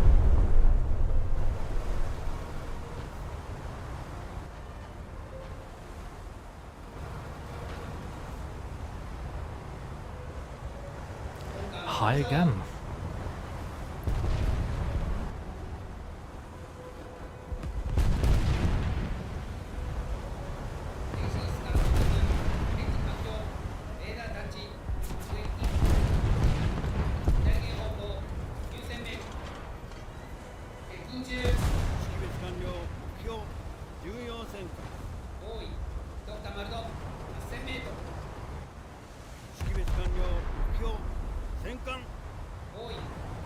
I think also better look at a closer target like that.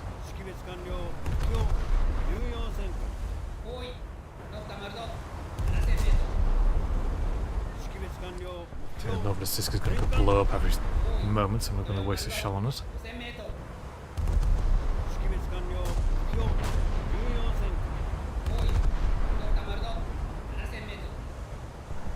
Somebody attack him!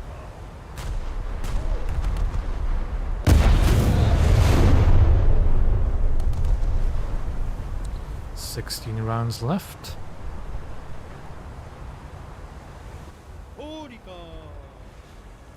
And my squad mate has sailed out of the cap.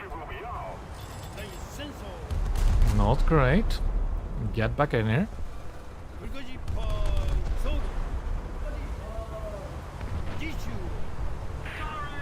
There you go.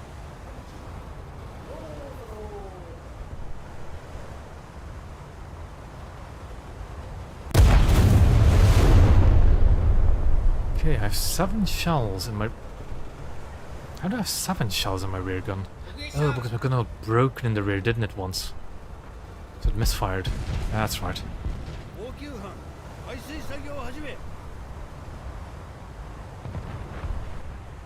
There we go. Not much I did this match, but I lived. That's better than some.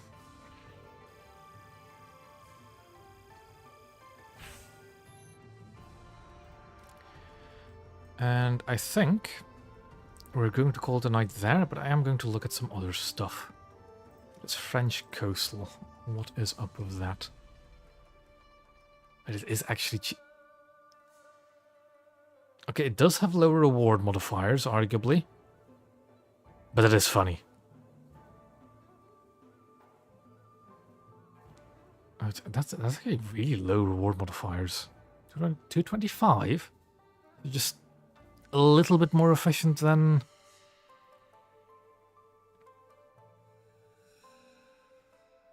It actually has a lower RP modifier than the rank 1s. But because of the premium bonus, it gets a higher reward modifier in total. That is whack. It has the same as SAL modifier, but because premium, it gets more.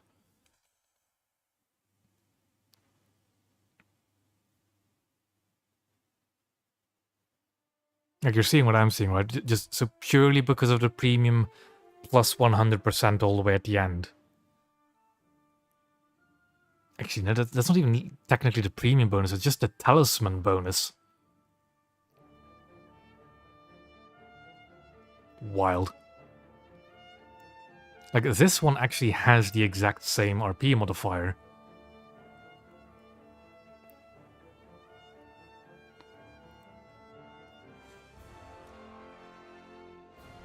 It is. Is it the same thing?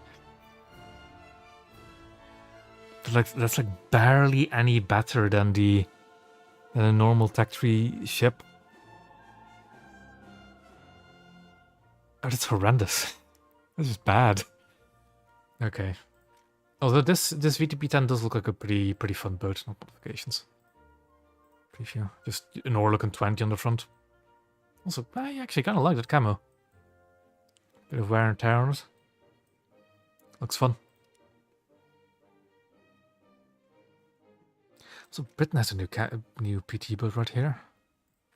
This should be a pretty fun PT boat, which I think is actually our first like small PT boat with a pom-pom on the front, other than the MGB 75. Took us a while to get a Tech 3 variant of the MTB, or the MGB rather. Where the MGB doesn't have torpedoes, the MTB does. As I think it's a bit slower, isn't it? 62 to 78, although this one's of course not spaded. And there's a North American one as well that I still need to spade. Looks pretty cool. But that's all for another time. I'm going to leave it at that, because there's just... I'm nowhere near any of the other top tier ships.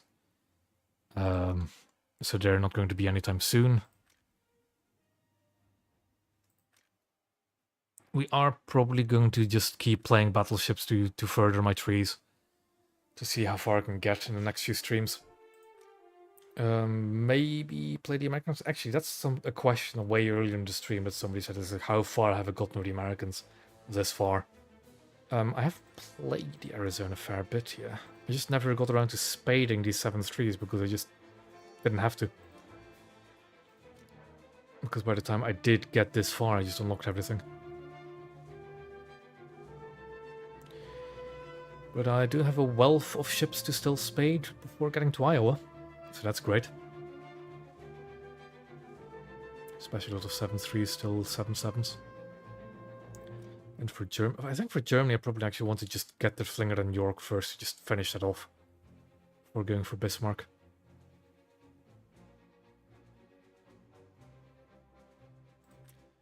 And then Russia still needs a lot to do, but I am looking forward to spading the Sverdlovs now that they're grouped up, so they're a lot cheaper. Still a bit to go. Maria, actually, that's something as well. Maria should be really fun now with its increased rate of fire.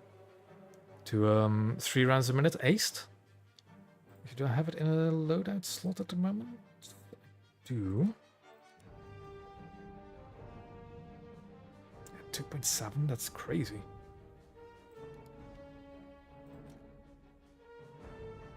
This is currently 22 seconds with a top of 20. That should be a very fun ship to spade now. Especially since I barely actually got anything into it. Yeah, I'm looking forward to spading these ships. Then Britain, I still need to get War Spy, but it's going to be taking a while. Renowned Repulse Marlborough 7-0 lineup. Looks fun. Barham being the only 7-3 is a bit painful. But we'll live with that. Okay, yeah, so I'm going to leave it here for tonight. Thank you all for coming to watch. I hope I managed to show some stuff about the new update, and if anything, you can always ask more questions. Brief mention of my kind of recent video I did. I have asked the question, do you like to see later videos or earlier videos when it comes to summarizing updates? I think the general gist is later is fine, just not that fucking late, and I do understand that. I'm